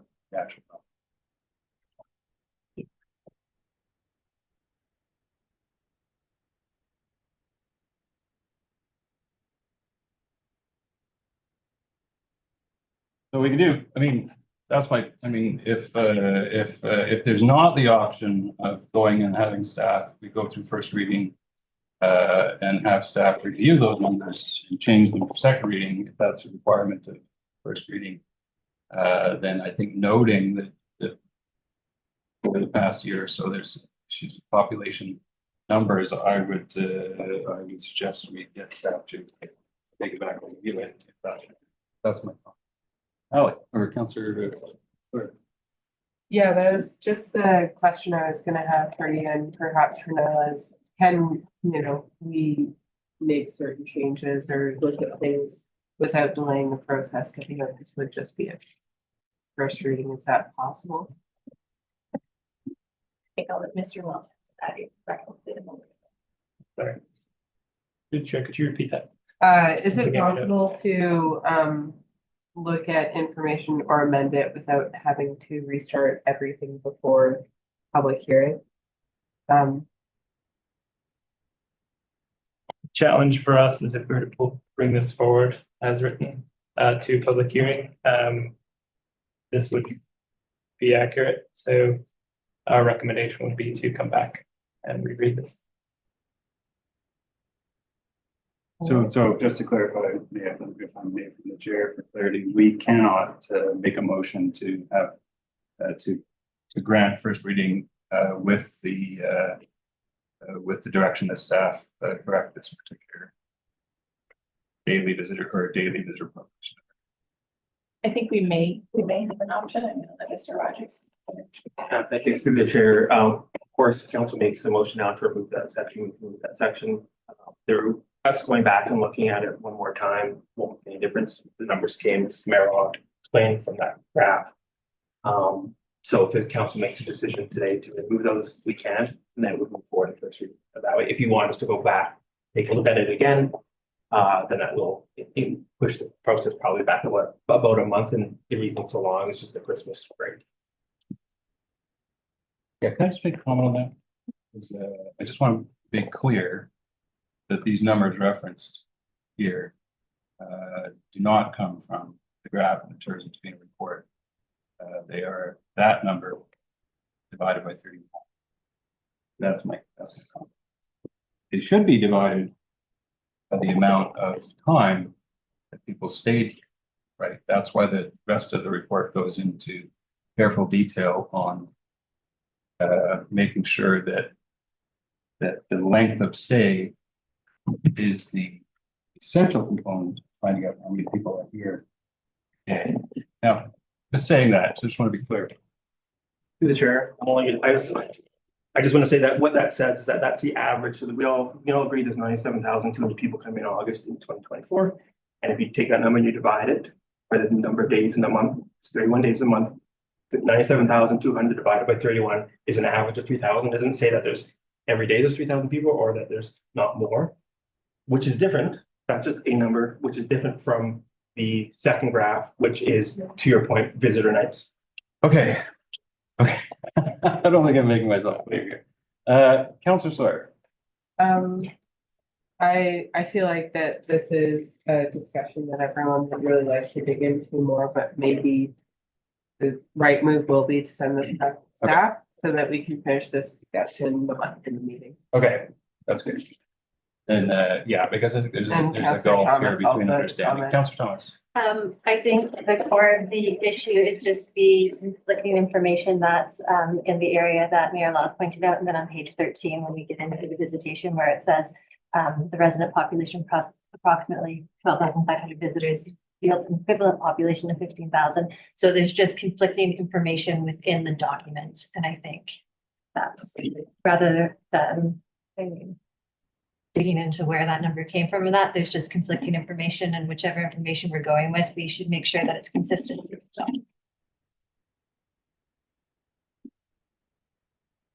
Through the chair, we didn't view that as conflicting for some of my colleagues' comments in terms of averages. It's just a different way of looking at the numbers.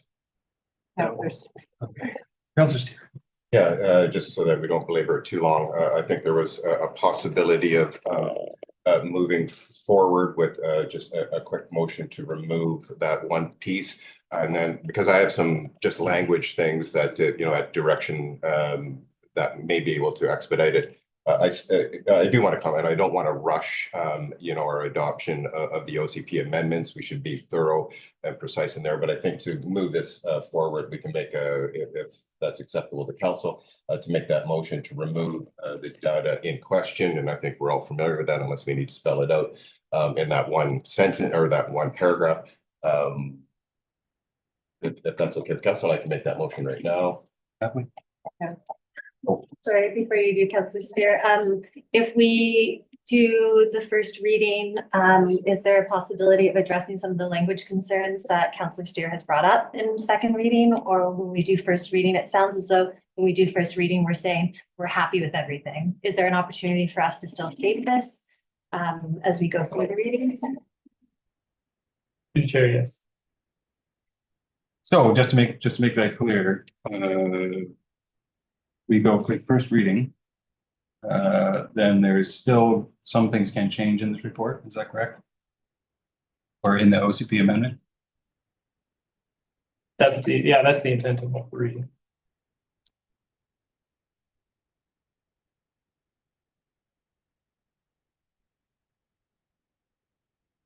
Okay. Right. Just for my clarity, then, is this motion needed before I make it for that particular piece? Or- Yeah, I might provide a, I think the motion, yes, is needed, and I think that, you know, the way this data was looked at is not, I'm sensing council's not comfortable with that, so we should look at amending it. The numbers in the table, total delegation per month may feel relevant enough to council to have in that OCP, so if we're wanting to make an amendment and not look at, you know, dividing it by the number of days in a month, which staff did. Council may want to include, just for the reference to the consistency comment from Councillor Thomas, to include the total number of visitors for each of those months, because it shows and it talks about that range, which was, you know, the intent of that comment, and taking the number divided by 31 was one way that staff was looking at it. The total number could be another way of sort of showing that disparity between the two, which is relevant to it. That would be fine, in my opinion. That is what's actually referenced in Tourism Tofino was 97,200, and the other one for January is the actual number referenced for Tofino, and then it goes on to explain what that means per day. So I'm fine with that. If we could, you know, I could make the motion to. I mean, do I need to make a motion to that? I would happily make a motion. I think that would help staff, just to make sure that we're clear on what we will be changing, the removal of one set of data and the addition of another.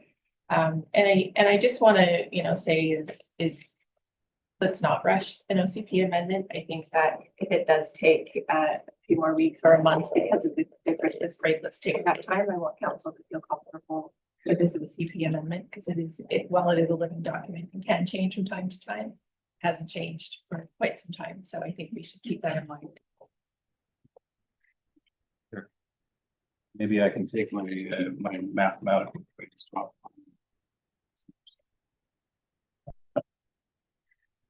Get there. Okay, then I can make the motion. I'll make the motion, chair. That the page 6 comments on the 2024 Economic Impact of Tourism Tofino report. Remove the visitors a day, January and August, and replace them with total visitor numbers as in the economic impacts of tourism in Tofino State. Second, Councillor Steer, any comments? All in favor? Opposed. Now we can go on and get on to other business. Councillor Steer. I just wanted to make sure, because I had a couple, I didn't want to hog the questions at first. I had a couple more go, as well as comments on the OCP amendment, but I want to make sure that the rest of council's done. Go ahead. Thank you. So a couple more. These were, it goes, start with the back one first. Around the question of the designation for the TFN, the new land use designation, and the 60 meters of cubic, the allocation there. In those, it was within the report and part of your verbal report in terms of the identification of those, and you listed off a number of those district lots of interest, and there was a number of potential others with cultural sites, etc. My question is around those identified pieces. At this point in time, has there been conversation about the potential housing, I suspect, or whatever the development might be in terms of when you're going to make those calculations of the 60 cubic meters? Do we have any idea at this point in time what that might look like, or we'll make the designation, have those conversations, and make sure that they fit within that water allocation? Through the chair, thank you. this is intended to be basically the bookends for how they build, essentially. You know, I mean, if they're smaller units, you can build more, essentially. What that looks like, we don't have any current proposals, so I can't speak to that. We did our best working with them to create what's in this amendment to accommodate sort of a range of opportunities. Yeah, obviously, if depending on what those development ideas were, if there was anything that had come forward that would far exceed those 60 cubic meters, then obviously that conversation I'm sure would have been had and brought forward. I just wanted to ensure.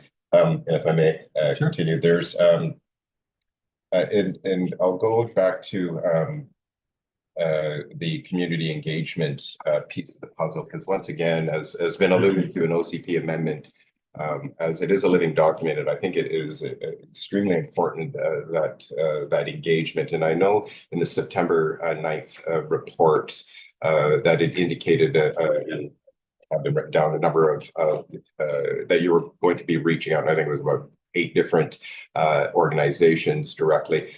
So I just, the first question is, were you successful in that outreach and the input that came in from that outreach in terms of the amendments that were proposed? And then the second part of that relates to the targeted areas that by legislation, I believe, section 475, that we're obligated when we do have a public hearing on an OCP amendment. You had identified, and correct me if there was more, TFN, SD70, and ACRD as target organizations. And I'm wondering if there's opportunity, because of the significance of this OCP to the community here specifically, if there could be also the targeted engagement could sit with a number of different other organizations as well that I think would be important. Our business community, of course, because this may have the potential from contractors on up to have that conversation. So if we can maybe target we can talk offline, or of course the chamber, which represents a lot of businesses, of course, might be one, Tourism Tofino, of course, that has a stake in the game. But I also think of organizations such as the Clayoquot Biosphere Trust that has a large community conversation. He's just has some suggestions, and I'm wondering if that would be appropriate to be able to outreach there. And then just as some of us who don't go to talk to Tofino, some of my people in Tofino, if with our with our utility building, I know we're going to get one more before the end of the year, and I'm not sure exactly when the public hearing will come forward, but if it could be included a written invitation to provide comment, as well as having our digital Talk to Tofino platform. There was a lot there to unpack, I know, and maybe start with the targeted organizations and the importance of the community engagement. The September 9th report, there was a number in there. So I think there was 3 questions in there that I was able to embed. So I apologize. Yeah, through the chair, thank you for that.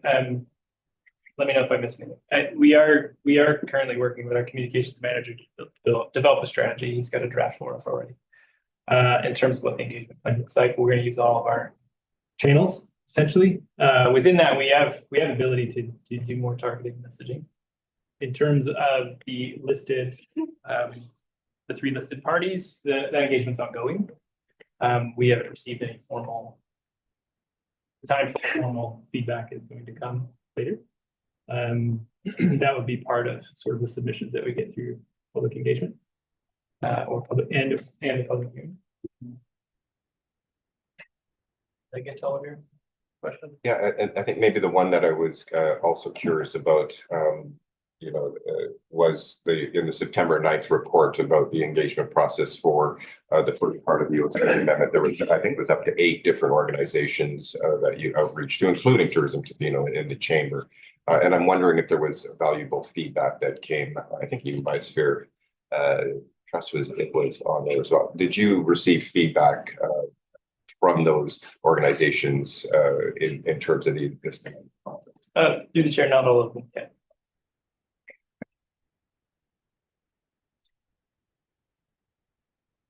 Okay, comments from council, questions?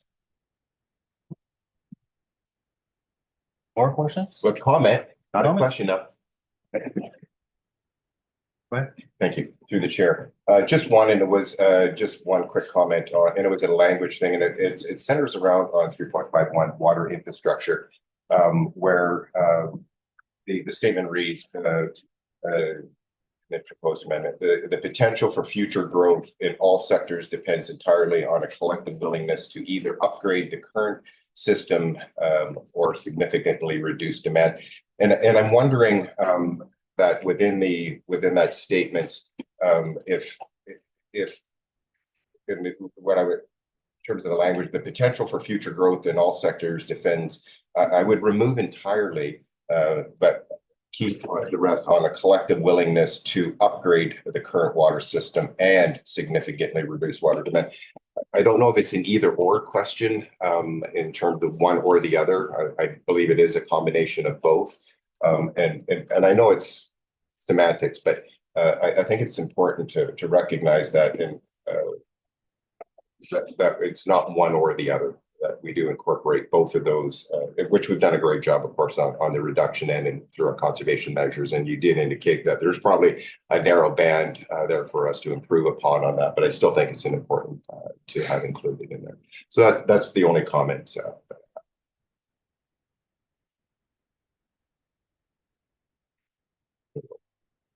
Okay. Any further comments, questions from council?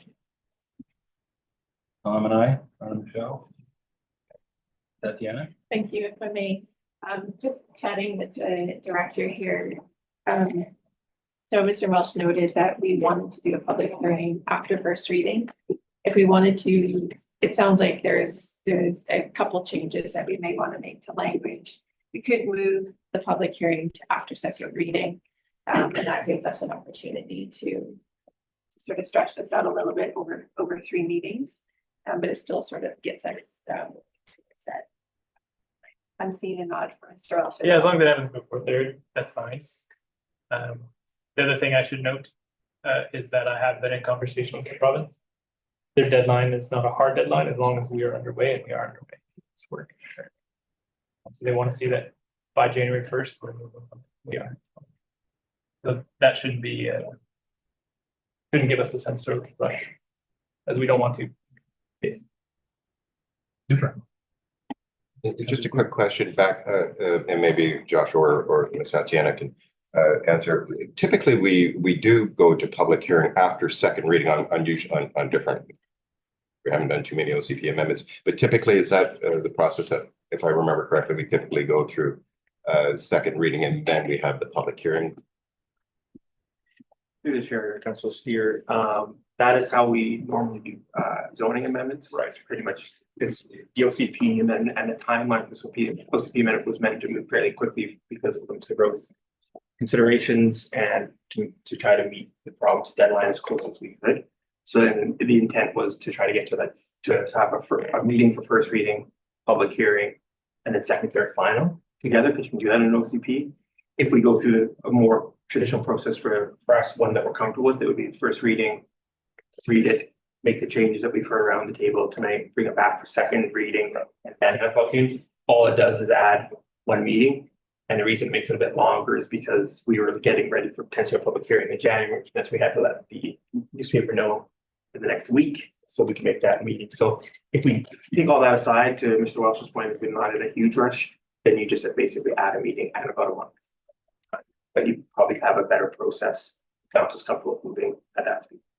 Thank you. Okay. All right.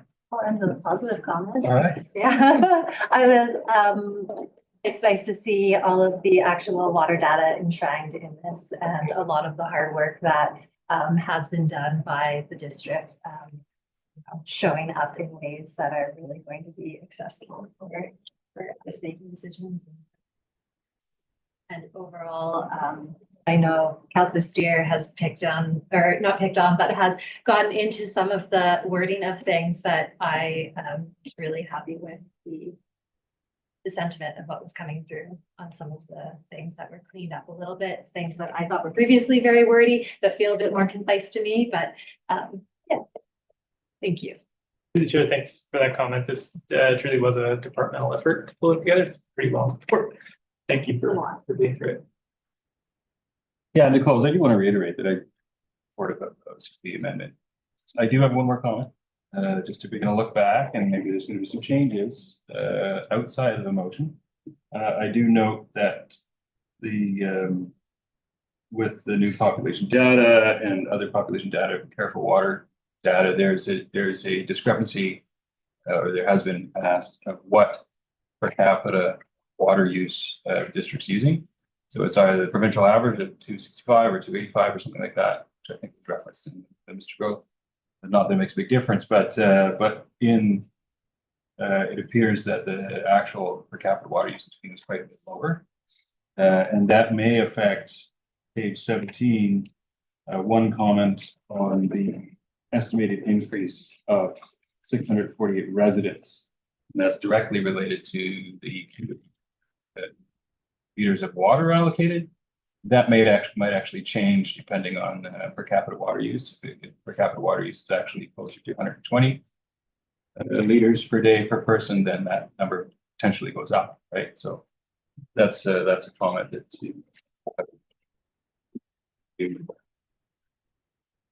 not a high need, but you know, that's okay. Do we have a motion? Councilor Steer. I think we were going to, I think we have one, that the District of Tofino Official Community Plan Amendment Bylaw number 1290.02, 2025 be introduced and read a first time. Seconder, Councilor Thomas. Any further comments? Opposed, or all in favor? None opposed, motion is carried.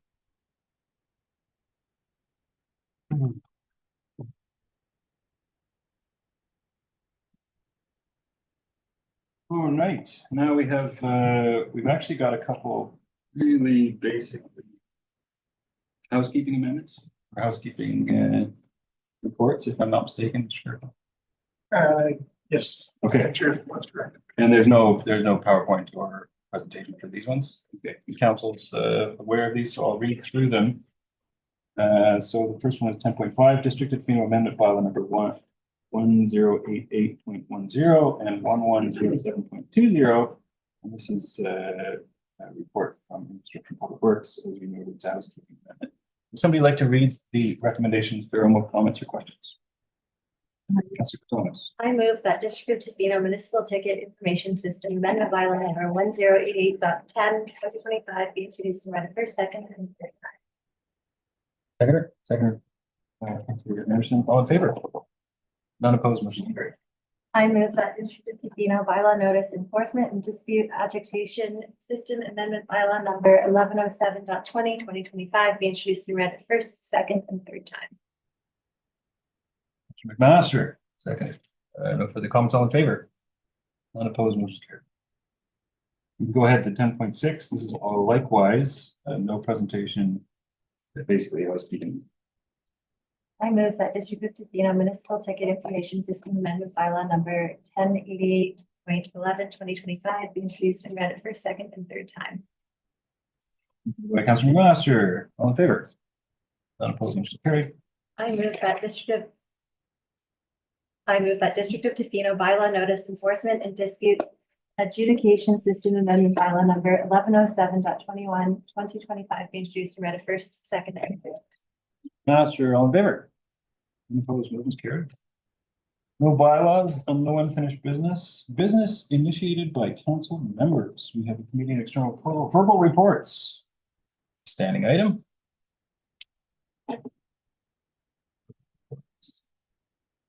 Sorry, yes, you got yours coming. Just a quick update, the West Coast Committee meeting last week. I thought relevant that council would be interested in we had an update from our BC Transit around a grant that was received that we will, the ACRD, and I think there's conversations with the district around bus shelters. So it was a $700,000 grant that will be placing bus shelters along the peninsula at those. There's been no locations, as far as I know, designated at this point. The grant was just announced, and that process is underway. This is going to be a multi-year project. The other piece of the transit update was in terms of service. There was proposal from BC Transit to reduce the last transit bus time from Ucluelet and from Tofino, and I believe it was 9:25 from Ucluelet and 10 o'clock from Tofino, roughly, through the advocacy of the West Coast Committee. That service is not going to be reduced or taken away. That it will be part of the service expansion that will be happening in January, which will also include a couple of more stops within that transit service. So all very positive news.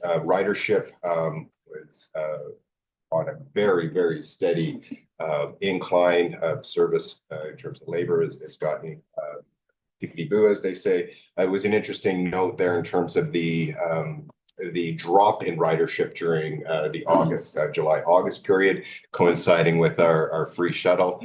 That was very prevalent. I know that there will be ongoing discussions around that as well. Duplication of services. So I know that there will be conversations with the District of Tofino around that summer shuttle service.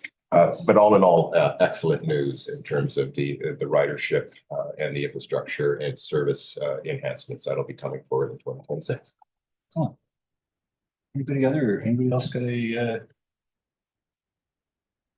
verbal report? I can share that our UBCM resolution that we brought forward last year for the incentivization for water catchment was endorsed by the UBCM executive. I know I already shared that with Mayor and Council, but we can share that with the public as well. So hopefully that leads to something and goes hand in hand with some of our initiatives and other initiatives around the province, as drought is obviously something that's affecting all of us. Excellent.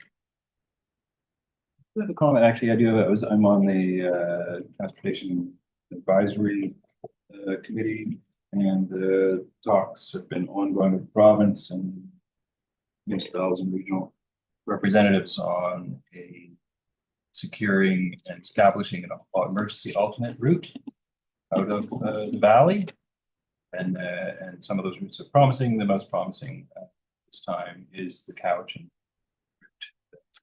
It's traveled probably at least once during the cut down or since or before. So hopefully we'll see the province move and the committee move on that. And there's work. The next step after that, of course, is establishing a permanent secondary route. It's not a battle noting how many communities have only one road. In and out. Yeah. Has there been any discussion about having an alternate route around Sprout, like how we used to have the Taylor Main? Around Sprout Lake. That has not come up. It is basically an alternate route to the east side of the island into Port Over. And it's that one stretch of Highway 4 that they're looking at that was closed during the Bluffs fire.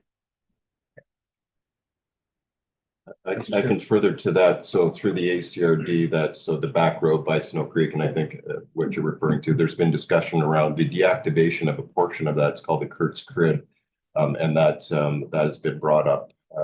The Ministry are looking at deactivating that, and that's been a major concern for some of the electoral area directors and from some of us on the West Coast. That's an ongoing discussion about that. But that would basically be a service route, just that, that's the section between, the end of Taylor River there and around into Port Alberni. So that would be an alternate route. And also to provide for the summertime recreational there's a lot on that side of the lake as well, and fire, et cetera, et cetera. So that's an ongoing discussion that has been going on with nothing from the province. They did present to the ACRD on it, but no commitments to the reestablishing of that Kurtz Crib.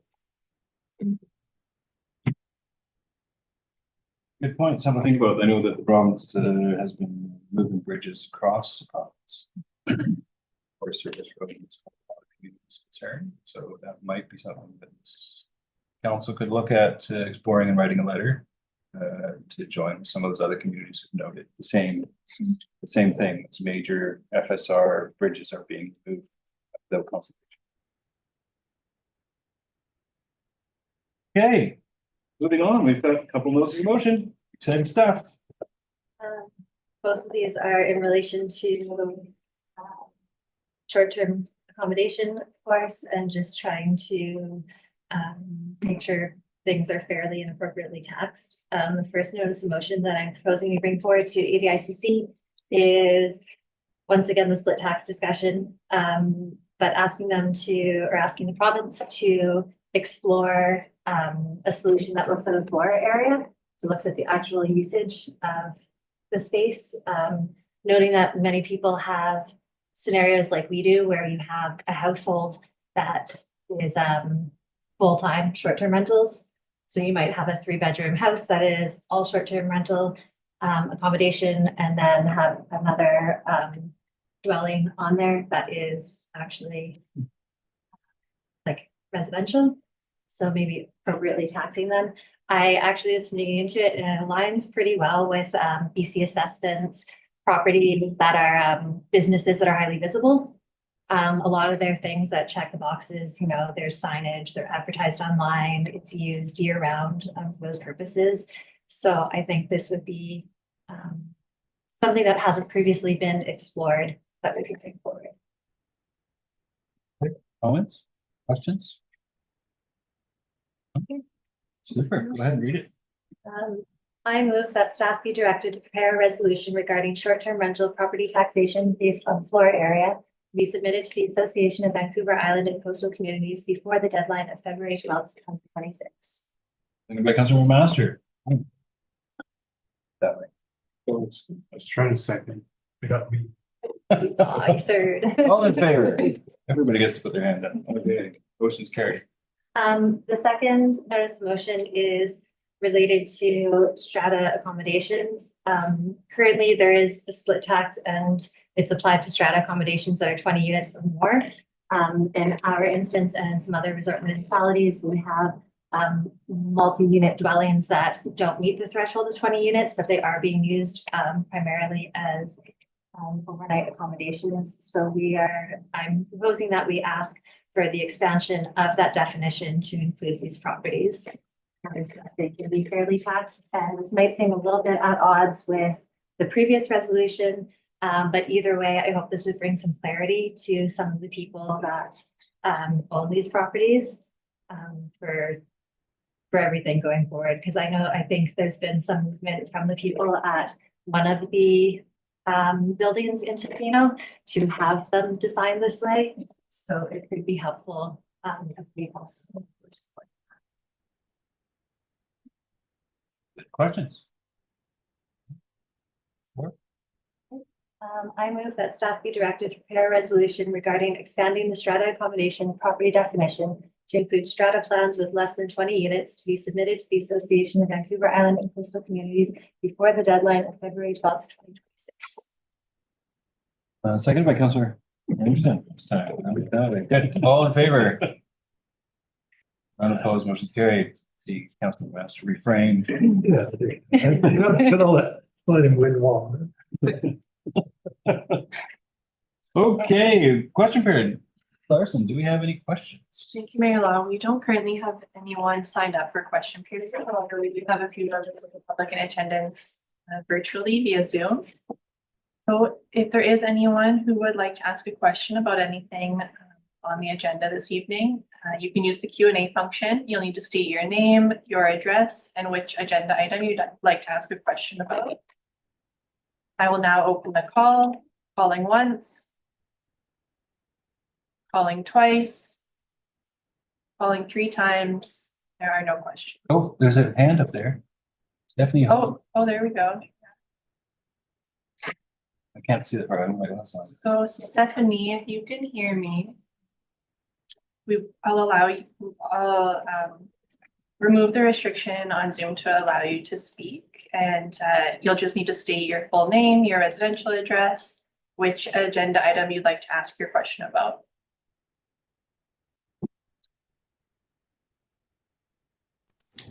Hi, I'm Stephanie Haga. My address is 1705 Duncan Avenue East, Penticton, BC. My question is actually not about anything on the agenda. We were just hoping to get some clarification in terms of having our wedding on the beach in Tofino. Stephanie, you know what? I'm just gonna interrupt you for a sec, not to be rude, but I'm gonna direct you to the appropriate staff member tomorrow. So you can call the main line of District of Tofino, and they will send you to the appropriate staff member that can help you, okay? Okay, sounds good. Just yeah, we did talk to Karen, and she told us to get on, or she said we could watch the council meeting today and we would have some clarification on our special events permit and stuff. So I was just curious. Just a sec. Yeah, no, it has to be in order to speak to council in question period.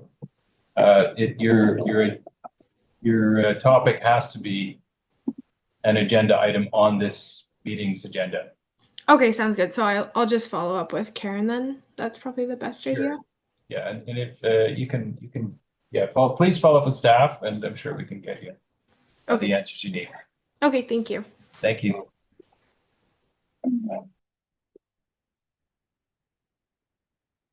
Okay. All right, moving to closed session. Oh, any volunteers to move us into closed session?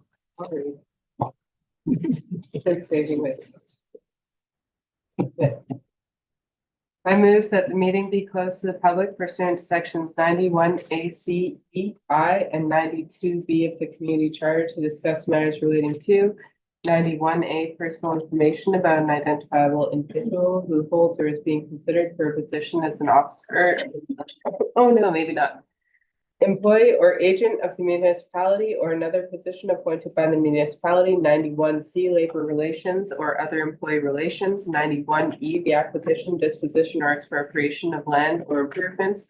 If the council considers that disclosure could reasonably be expected to harm the interests of the municipality. 91I, the receipt of advice is subject to solicitor-client privilege, including communications necessary for that purpose. And 92B, the consideration of information received and held in confidence relating to negotiations between the municipality and a provincial government or the federal government or both, or between a provincial government or the federal government or both and a third party. 2, between the municipality and another local government or between another local government and a third party. Or 3, between the municipality and a First Nation or prescribed Indigenous entity or between a First Nation or prescribed Indigenous entity and a third party. That's by second by Councillor Thomas. Any for the comments? All in favor? None opposed, motion is carried. We're going to take a